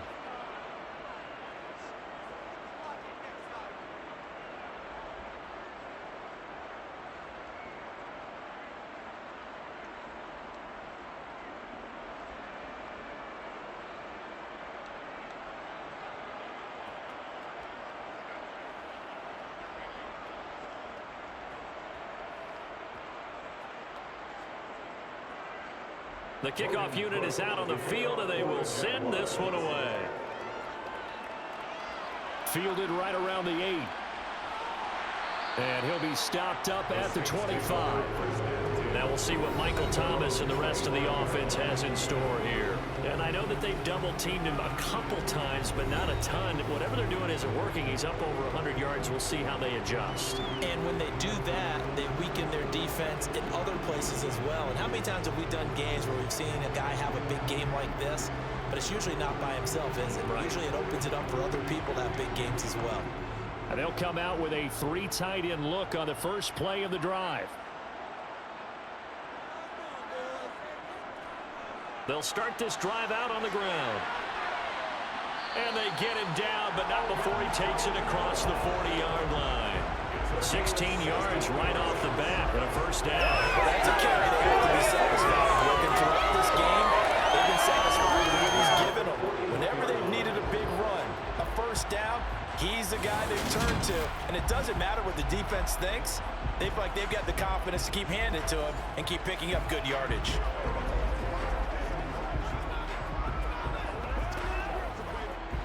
One play has him up past the 40 already, and another 1st and 10.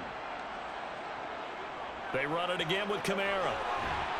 And he takes this up right near the 45-yard line. 5 yards is the tally on 1st down. That brings up 2nd and 5. And I'm guessing you'd say this is kind of the key here. Grind out some yardage, work on that clock, see if you can continue to tick it down. Definitely, you want to bleed things out at this point, right? Continue to possess the football, gain some yardage, and put the onus on the defense. Do they have to use timeouts? What are they going to do to stop you? You're taking charge.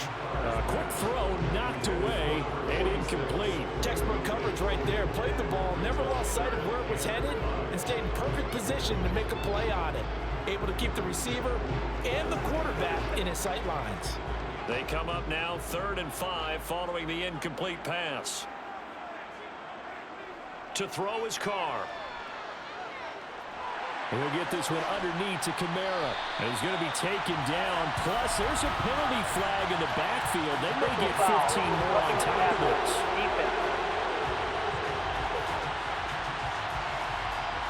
Well, things obviously not going their way. Trailing here in the 4th quarter, and that penalty going to go ahead and give the other side some extra yardage. We all know it's an intense game and things can get heated out there. That's part of the battle. But bottom line, you got to keep your cool. That was not an example of doing that. And he'll take this ahead for about 4. Second down coming up. Brandon, I've got to think this offensive line has got some smiles on its faces. And I know it sounds crazy, but they practiced for this back in training camp. They knew they'd be in situations where it'd be extra defenders in the box coming after them, trying to keep them from locking down a game. Right now, they want to show the world they're up to the challenge. Second down, and it's Kamara again. And hold on here, because on that last run, it looks like we have a player who was shaken up. Well, the medical staff is going to come out here and take a look, and we will take a short break.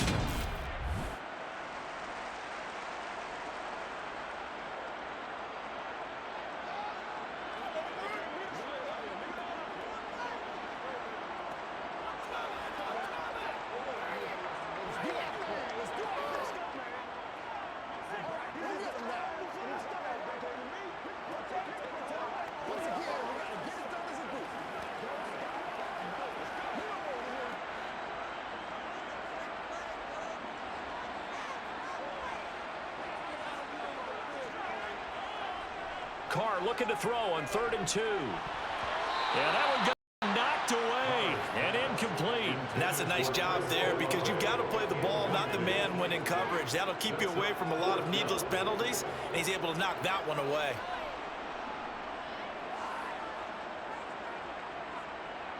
Out now is the field goal unit for New Orleans. Made his first, this now from 42 yards out. And his kick here is good. And that will extend their lead even further. So that maybe not a knockout blow, but I suppose certainly every little bit helps when you're trying to salt one away in the 4th. Well, the possibility of being beaten by 2 late touchdowns or at least sent to overtime does exist. But time, definitely a big factor at this stage of the game, is in their favor.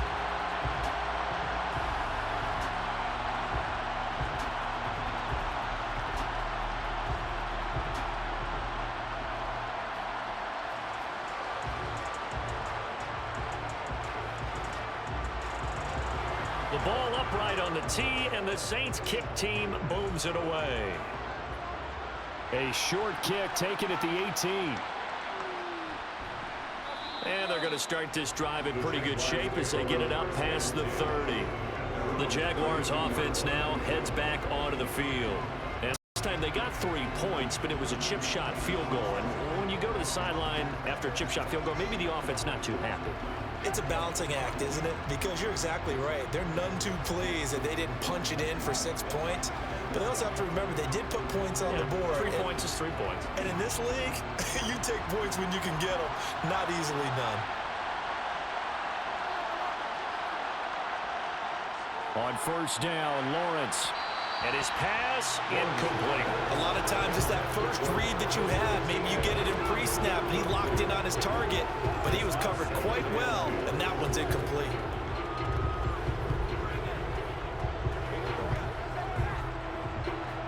Here's 2nd and 10 now from about the 32.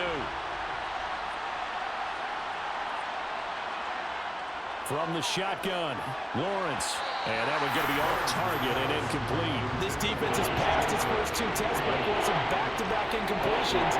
They know there's probably another throw coming on 3rd down. Let's see if they decide to force the issue by sending people on a blitz. Now they face a 3rd and 10 after back-to-back incompletions. Here's Lawrence. And able to find Kirk complete. And he is going to have a Jags 1st down as they're able to get the 3rd down conversion. All right, this is the time of the game where they're down a couple of scores, and they've really got to get some yards in chunks, and they know the defense doesn't want to give those up, but they've got to find a way to take them anyway. Now the question is, can they string a few of those together?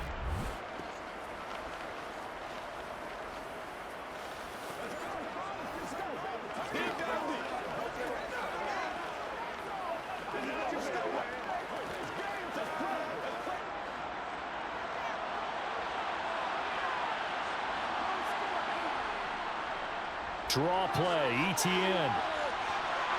And a strong run that time as he's across midfield and down to the 43. They get 10 more there, and I believe that'll be enough for another first down. It will. We'll definitely see some open running lanes, and he's taking advantage of it right now, but that shouldn't be a surprise. Defense has the lead. They're playing for the pass first.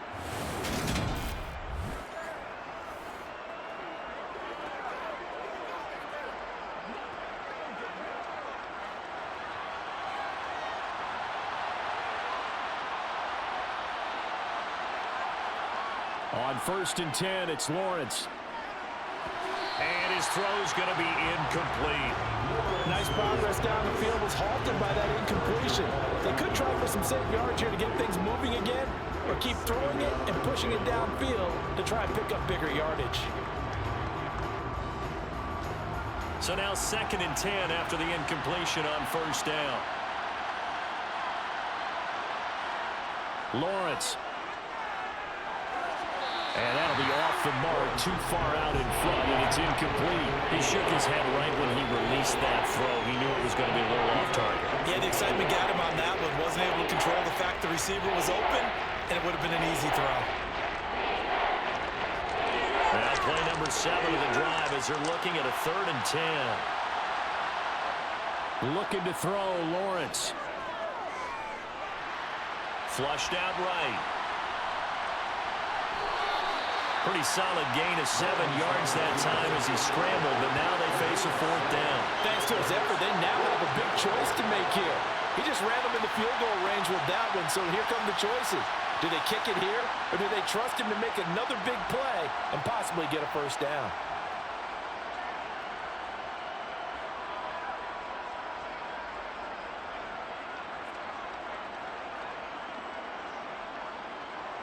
Now McManus will line up for the field goal. From the right hash, this from 53. And this one will not get there. It's off to the left anyway. It's no good, and this will remain a 2-touchdown game. Well, listen, now no kick from 50-plus is a gimme, but here you're indoors in a dome. You'd think ideal conditions. Yeah, and it's one that he would expect himself to make, not just us expecting him to make it. Over the years, my theory is very simple. The athletic ability of kickers continues to get better and better. Check their backgrounds. They were all county, all state, at other positions, not just soccer players. These guys expect themselves to be great as well.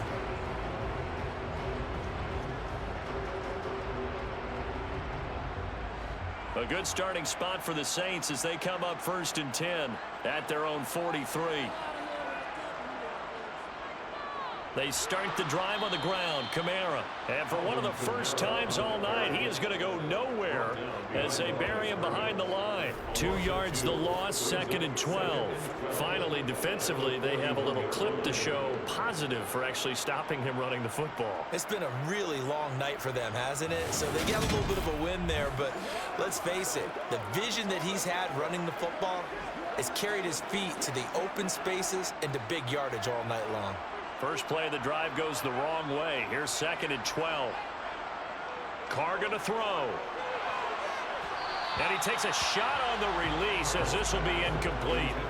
Really good coverage all over the field. They took away his intended read and almost dared him to try for his guy out of the backfield. No surprise on that one. It doesn't connect.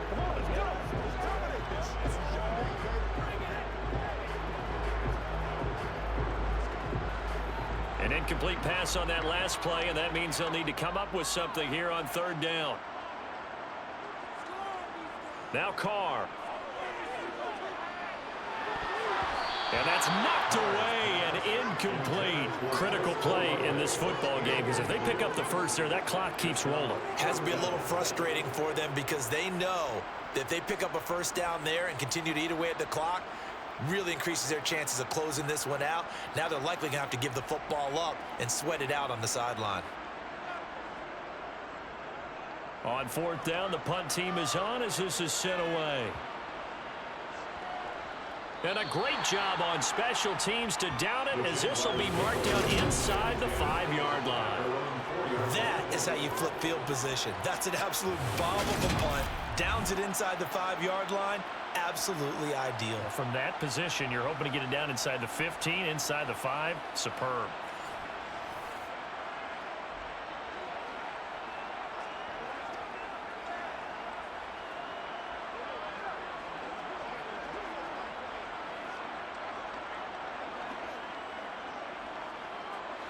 They show run with 3 tight ends here on first down. Now Lawrence down around his goal line. Throwing, completing, quick to Calvin Ridley. The result, only 4 yards there on the play. And it's second down. Fourth quarter, every drive so critical, and you figure they only get one more shot after this, so a touchdown's imperative on this drive. It is, but you also have to think to yourself in play calling, don't hold anything back. Don't save it for the second touchdown. You got the first one for the second one to even matter. And he'll find some room to get this up to about the 14. It's going to be a gain of 6 on the keeper, but it leads to a third down.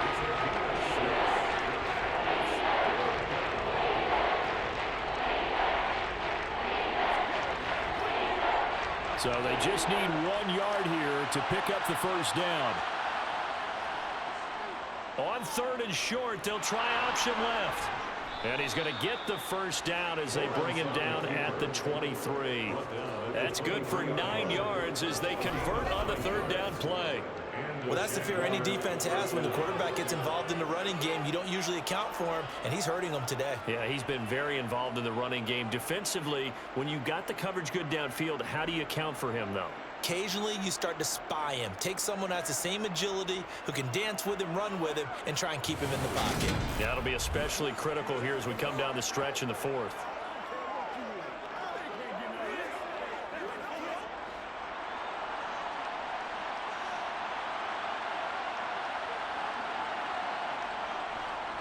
ETN up the middle. And he maneuvers up the middle for 3. And it's second down. Yeah, I don't know if it's exactly a win-win, but if you're on offense, you'll take that kind of a run, all right? It was kind of stacked up, found a little bit of yardage, and frankly, they're pretty close to staying on schedule on offense. The playbook is still open for the coordinator. Balled at the 26, second and 7. Lawrence will throw. That's going to be caught by Kirk. And he'll get it up to the 33-yard line. Lawrence finding Kirk there for the Jaguar first. First down, Jaguars.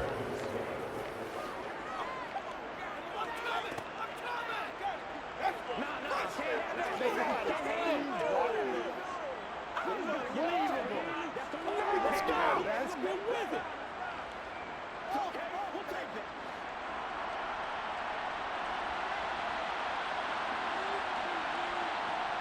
Now Lawrence. His throw incomplete. This could be the start of a nice stand from this defense now after getting walked backwards on this drive. Come through with another one here and have them staring at a third and long, and that puts the defense in a position to dictate to the offense. So after the incompletion on first, now second and 10. Here's Lawrence to throw. He'll complete this to Ingram as tight end. They get 6. That'll leave them with third and 4. Brandon, perfect defense in this situation would have meant that there was an incompletion that would have picked it off. Okay, so they gave up the completion. But I really enjoyed watching how the defense stayed in sync, stayed in great communication. And as he dragged across each zone, you see him pointing, communicating. There he is, and they passed him off to each defender. Ended up making a nice play, even though it was complete. They'll try and set up the screen to ETN. And he won't get to the marker. He's a yard short. A pickup of 3. It leaves him with 4th and 1. Yeah, and on third down, you know those pass rushers, they're in the starter's block. They're just waiting for the pistol to fire. You can almost hear the defensive coaches on the sideline pre-snap. Watch the screen, watch the screen. Really good job there of identifying it and making the play to force 4th down.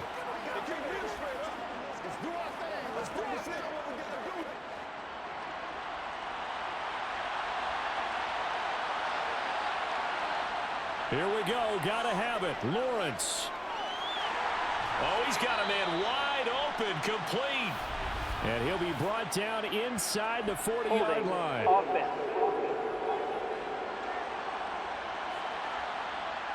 They were looking to throw, holding on the big right tackle. Still 4th It's down. real simple, partner. Keep your hands inside in the chest area.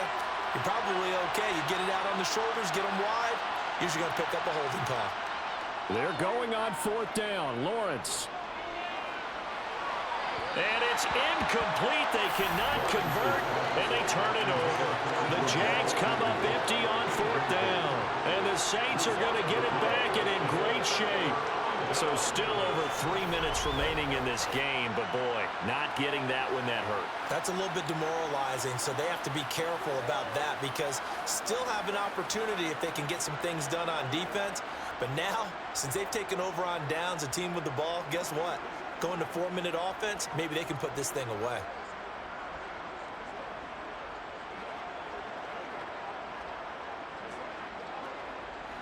From the 32 now, here's 1st and 10.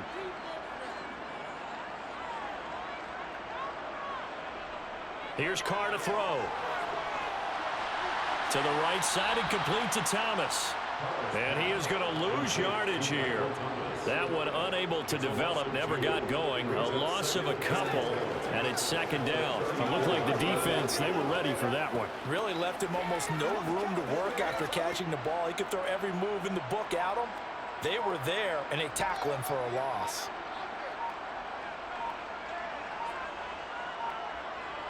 Now a first carry for their fullback.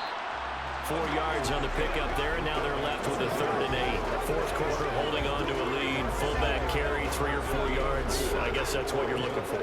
And it just brings back memories for me because I remember my coaches in this situation. I remember one time my head coach into his headset telling the offensive coordinator, I want the big boy carrying the ball. And that's what you have in this spot. Him covering up on the ball, taking care of it, and grinding out yardage. Under pressure, and he will go down. Sacked back at the 38. Multiple players getting home there for an 8-yard loss.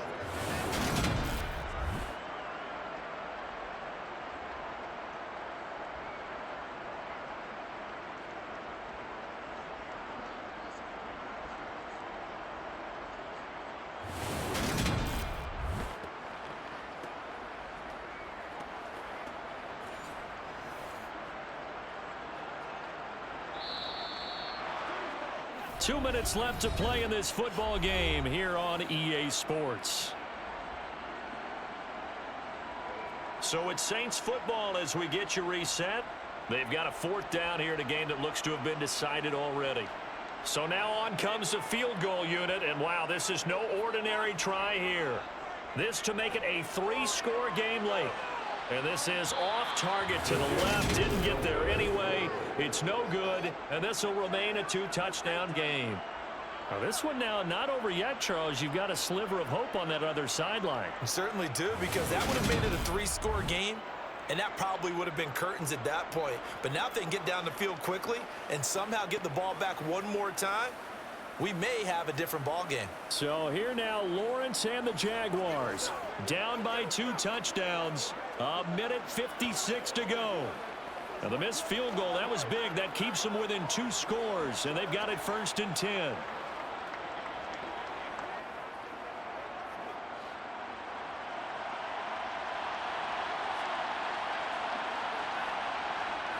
throwing now. Lawrence on 1st down. A very quick pass to Ridley. And they'll get this down to around the 47-yard line. At this stage, this drive's got to be touchdown or bust because you need 2 of them. And if I'm the offensive play caller, I'm not just looking at my dagger plays downfield. I'm looking at some of my specials, something that can fool them and give you a big play now. With a sense of urgency. No doubt. Throwing again on 2nd down. Lawrence finds his tight end Ingram. He's going to be out of bounds, but not before he takes it inside the 40. 10 yards there, good enough for a Jags 1st down. Clock management definitely critical here if they want to get back in this game. Absolutely agree. They have to up the tempo in this case, down a couple of scores. Want to make sure they have a chance to win this ball game.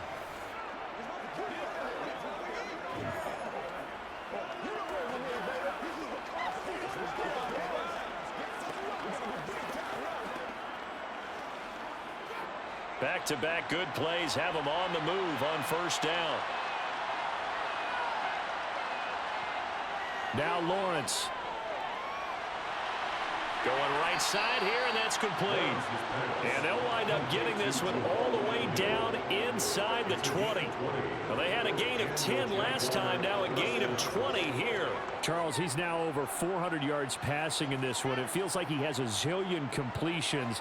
Just a very memorable effort from a guy that we thought could be in line for a big game, and he has exceeded our expectations.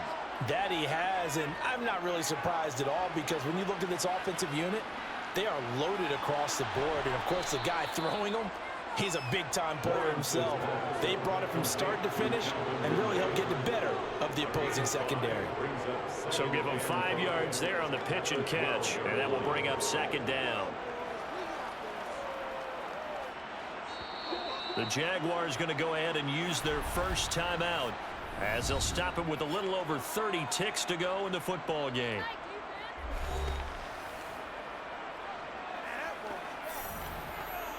Let's go, baby. Come on, let's go. Let's do this. Stay loose. Stay loose. It's one play.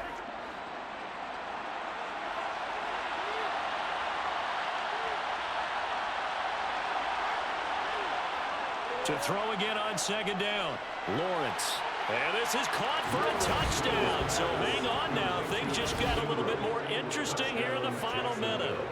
Okay, game on. Don't go anywhere yet. You got a one-score game now. Probably going to rely on the onside kick coming up. Yeah, they have to. It's not a high-percentage play, but it's better than not having a chance at all. And that's when you put your leapers and your flyers on one side, get that high hop, and hope that one of the guys can come up with it. And on the other side, get that hands team ready. No doubt about it. Now McManus to tack on the extra point. And that'll cut the lead down now to a touchdown. So that drive spanned 5 plays. And Evan Ingram able to finish it off with a touchdown reception.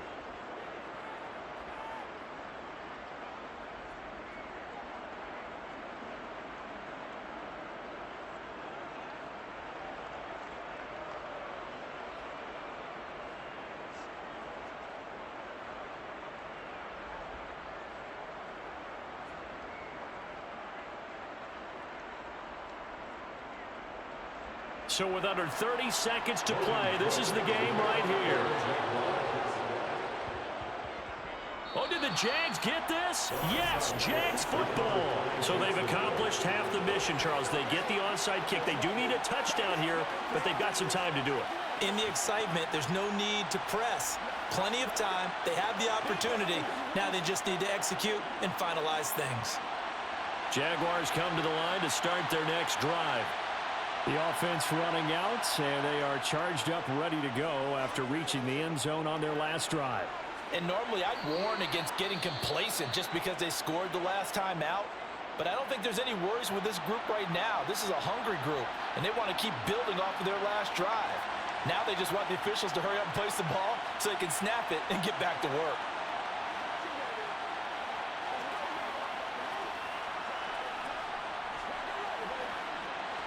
Second down and 3. Back to throw. Lawrence. A short throw to Ingram. And they're going to get this to about the 44-yard line. The Jaguars now will use the last of their timeouts as they'll stop it with 17 seconds to go in the game.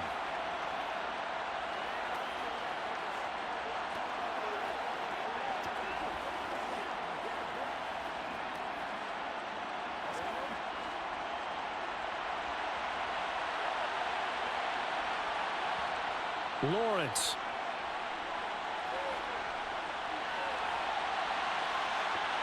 And that is incomplete. Well, I think we were both wondering if we were going to see them try and push it deep downfield, facing a one-possession deficit late, and they certainly didn't disappoint. They gave it an effort. An incomplete pass on first down. That leads to a 2nd and 10. Throwing now, Lawrence. This to possibly force OT. And a penalty flag comes in as that one winds up incomplete, but the contact is going to move the ball well downfield. So the defense helping him out a little bit here late in the fourth. Automatic Yeah, first you're down. exactly right. And when you're the one doing the chasing, you'll take a little help from the other guys, won't you? So the ball's moved to about the 1 after the penalty, 1st and goal. A final shot now for Lawrence. And it's caught. It's a touchdown with zeros on the clock. And an extra point will send us to OT.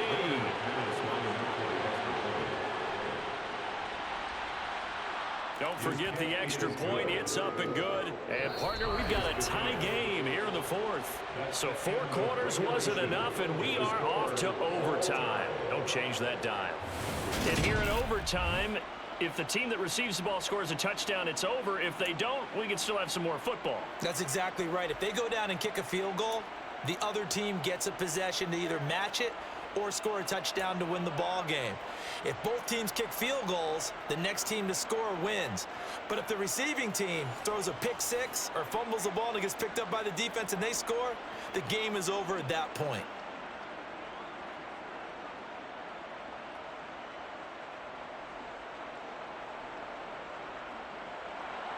So the Jaguars going to get possession of the football first here in this overtime session as the kick is away. A fairly short kick from the 14. And good starting field position. He'll get this one all the way up to about the 35-yard line. The Jaguars getting set to go. You think back to halftime, you know, they were close to being written off. They faced the deficit, and now here's we begin overtime. They're one drive away from a comeback victory. Think about where they started and how far they've come back from. And look, you and I both know that when we talk with coaches, most of the time they don't say that momentum is something that factors into how they coach a ball game, because they say each game is its own entity. But within a game, I think they all believe in momentum, and they certainly have it going in their direction right now.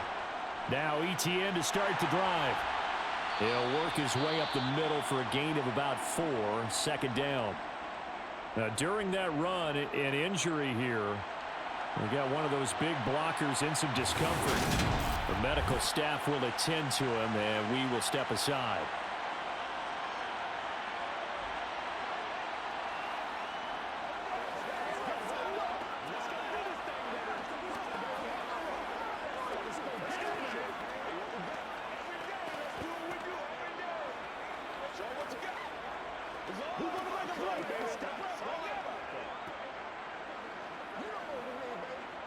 The run got 4. Now they deal with a 2nd and 6. Etienne once more. And only a couple for him there as the tackle is made at the 42.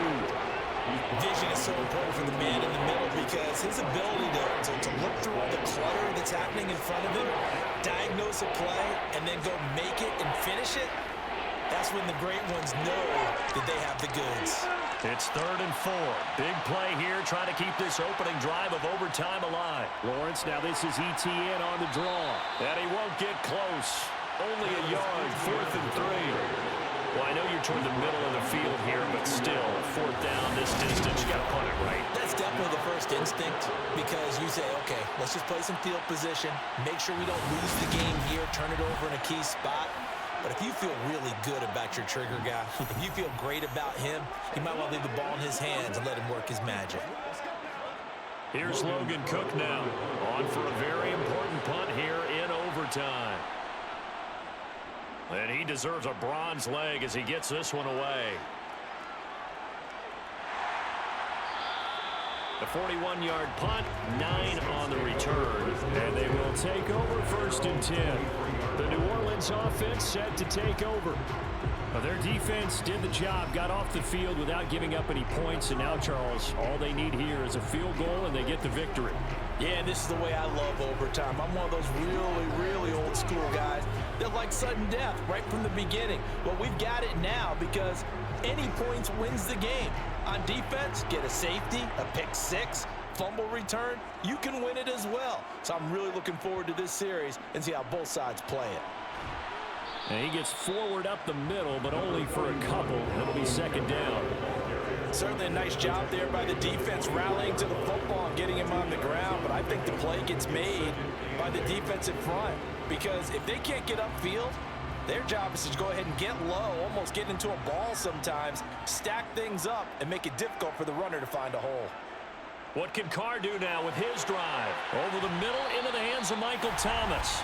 And they're able to get this one across the 35. With that catch, he goes over 100 yards receiving on the night. And passing yardage-wise, now up over 350 in this game. Pretty nice performance. Definitely that, which usually means you're putting a lot of pressure on guys trying to cover. If you're a defensive back and they put over 350 yards on you, you've had a long day. The key to everything, if you're doing it without throwing interceptions or turning the ball over. So from the 36 now, 1st and 10.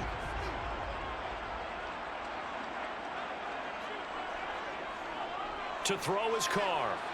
And his throw is going to be incomplete. I think he's got to be careful not to force anything into coverage right there. There weren't really any throwing lanes. But the best part for him, he's got 2nd and 3rd down to fall back on. Now Carr, after the incomplete pass, brings him up 2nd and 10. They'll look to throw.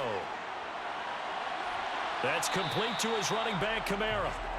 He'll get only 3 there, so it leaves him with a 3rd and 7 ahead. That might feel like a little bit of a lost opportunity there for the offense because the defense brought pressure that time. And sometimes against that, you can get out to your running back, and it can turn into a big gain downfield. But what a nice job they did getting to him quickly and holding him to a short gain.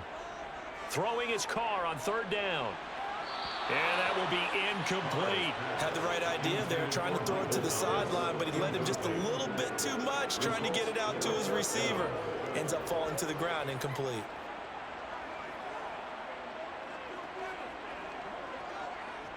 Here comes the Saints punter now, as he'll come on for his 5th kick of the night.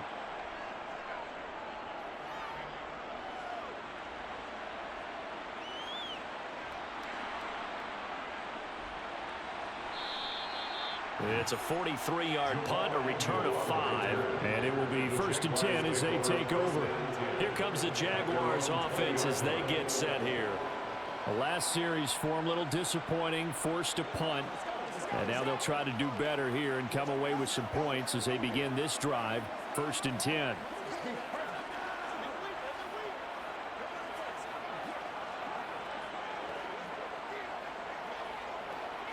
Lawrence bringing the Jaguars up, 1st and 10. At the 20.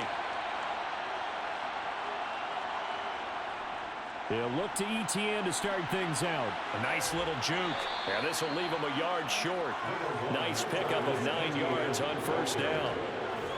Offensive linemen love creating space for their guys carrying the ball, but when that guy also breaks tackles and creates extra yardage, they almost feel like he's one of them, and they really embrace him. The previous run, good for 9. Here's 2nd and a yard. And they'll go again with ETN. And he'll get it up near the 35, right at the 34 here. A gain of 5, good enough for the 1st down. 2nd and 1 is often an invitation to take the big shot downfield. I bet the offensive lineman said, are you kidding? We just get on our backs and let's go get the 1st down. They love being physical.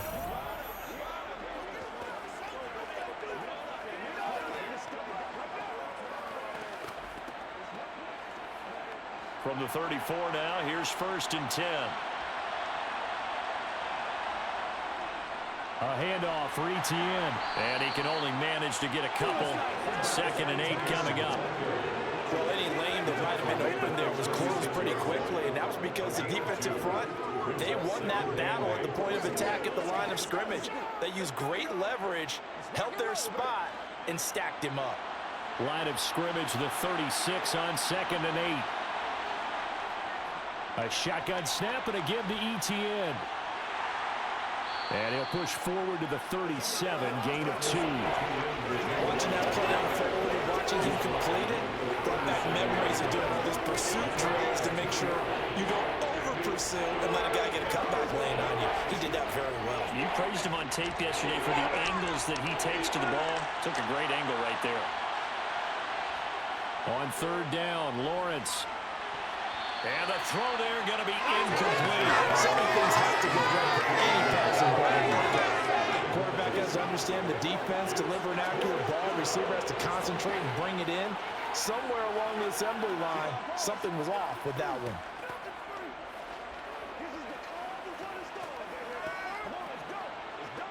Here's Logan Cook now, as he'll come on to kick for a sixth time tonight.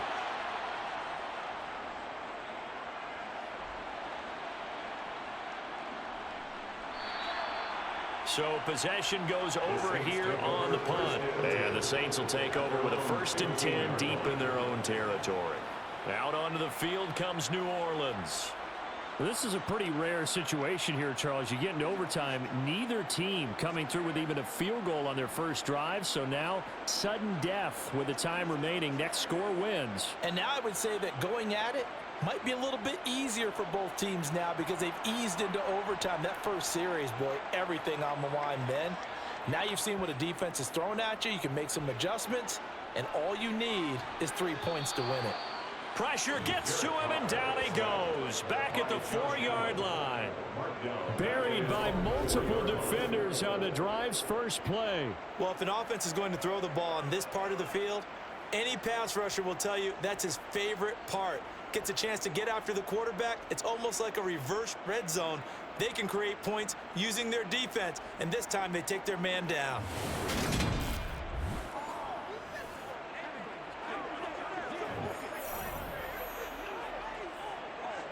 Well, they're in some hot water now. After that sack, it's 2nd and 21. They'll pound it up the middle with Kamara. And for one of the first times tonight, he's going to be held up at the line of scrimmage. No gain on the play this time, and it'll be a 3rd and long situation coming up.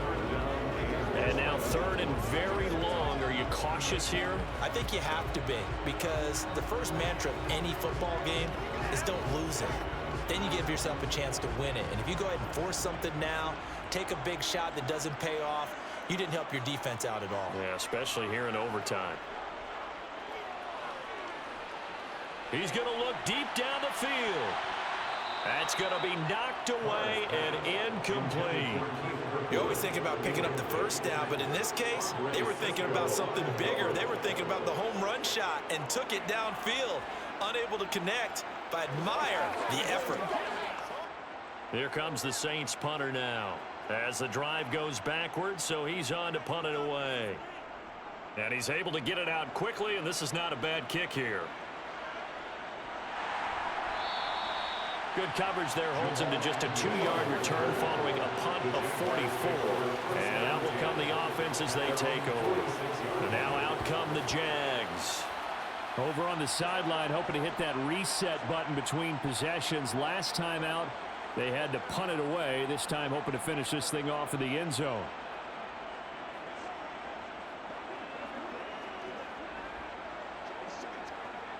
Lawrence bringing the Jaguars up, 1st and 10. At their own 46. Now Lawrence to throw. And the throw left sideline here is caught, but they'll rule it incomplete. Couldn't keep his feet in. 2nd down. Oh, he caught it. Just couldn't get the feet down. Couldn't get that toe tap sequence, right? I was ready to call him tippy toes if that one was completed. After the incomplete pass, here now is 2nd and 10. Out of the gun, it's Lawrence. Open man right side is Ingram. And he'll be tackled on the other side of midfield at the 46-yard line. They really love to get him into one-on-one opportunities, and this is one way. Work him out of the slot and create a mismatch. Who's going to cover him? Corner, safety, linebacker? He's got a way to beat all of those positions. Here's a give to Etienne. And he's taken down at the 43, but not before picking up the first. A gain of 4 that time as the drive continues. Yeah, they really needed to get something going, didn't they? They had punted on the last 2 possessions. The running game starting to come to the front for them, providing a nice pickup there to keep this drive going.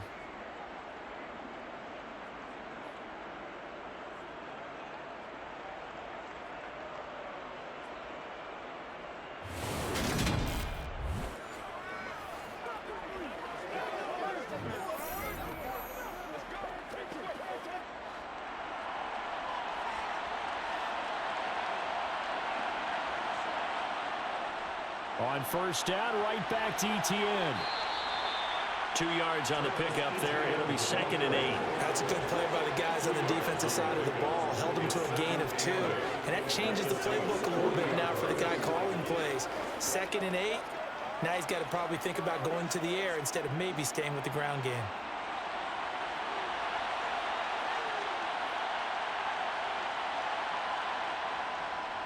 On 2nd down, a run with ETN. And good running, going to get this down close to a first at the Saints 34. Good work to pick up 7 yards there. That gets him into a 3rd and 1 situation. And he continues to pile up the yardage. That puts him over about 50 now. And this defense has really had its problems trying to keep him contained.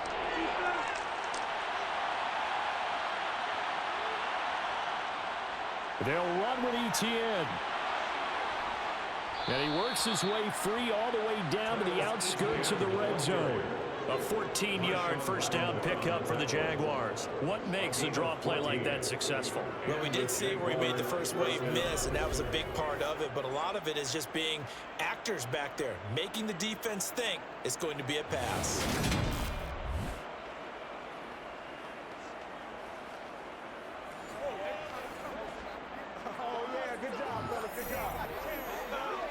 So this thing rests on the shoulders of Brandon McManus. This to win it in overtime. And the Saints signal for another timeout.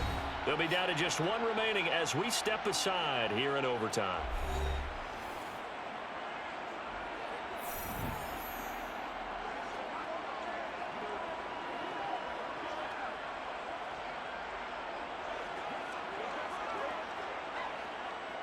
And now this game's going to come down to the right leg of their kicker. From the left hash, this from 37. And he got it. The kick is good in overtime. He's able to split the uprights. And the Jaguars have won the game.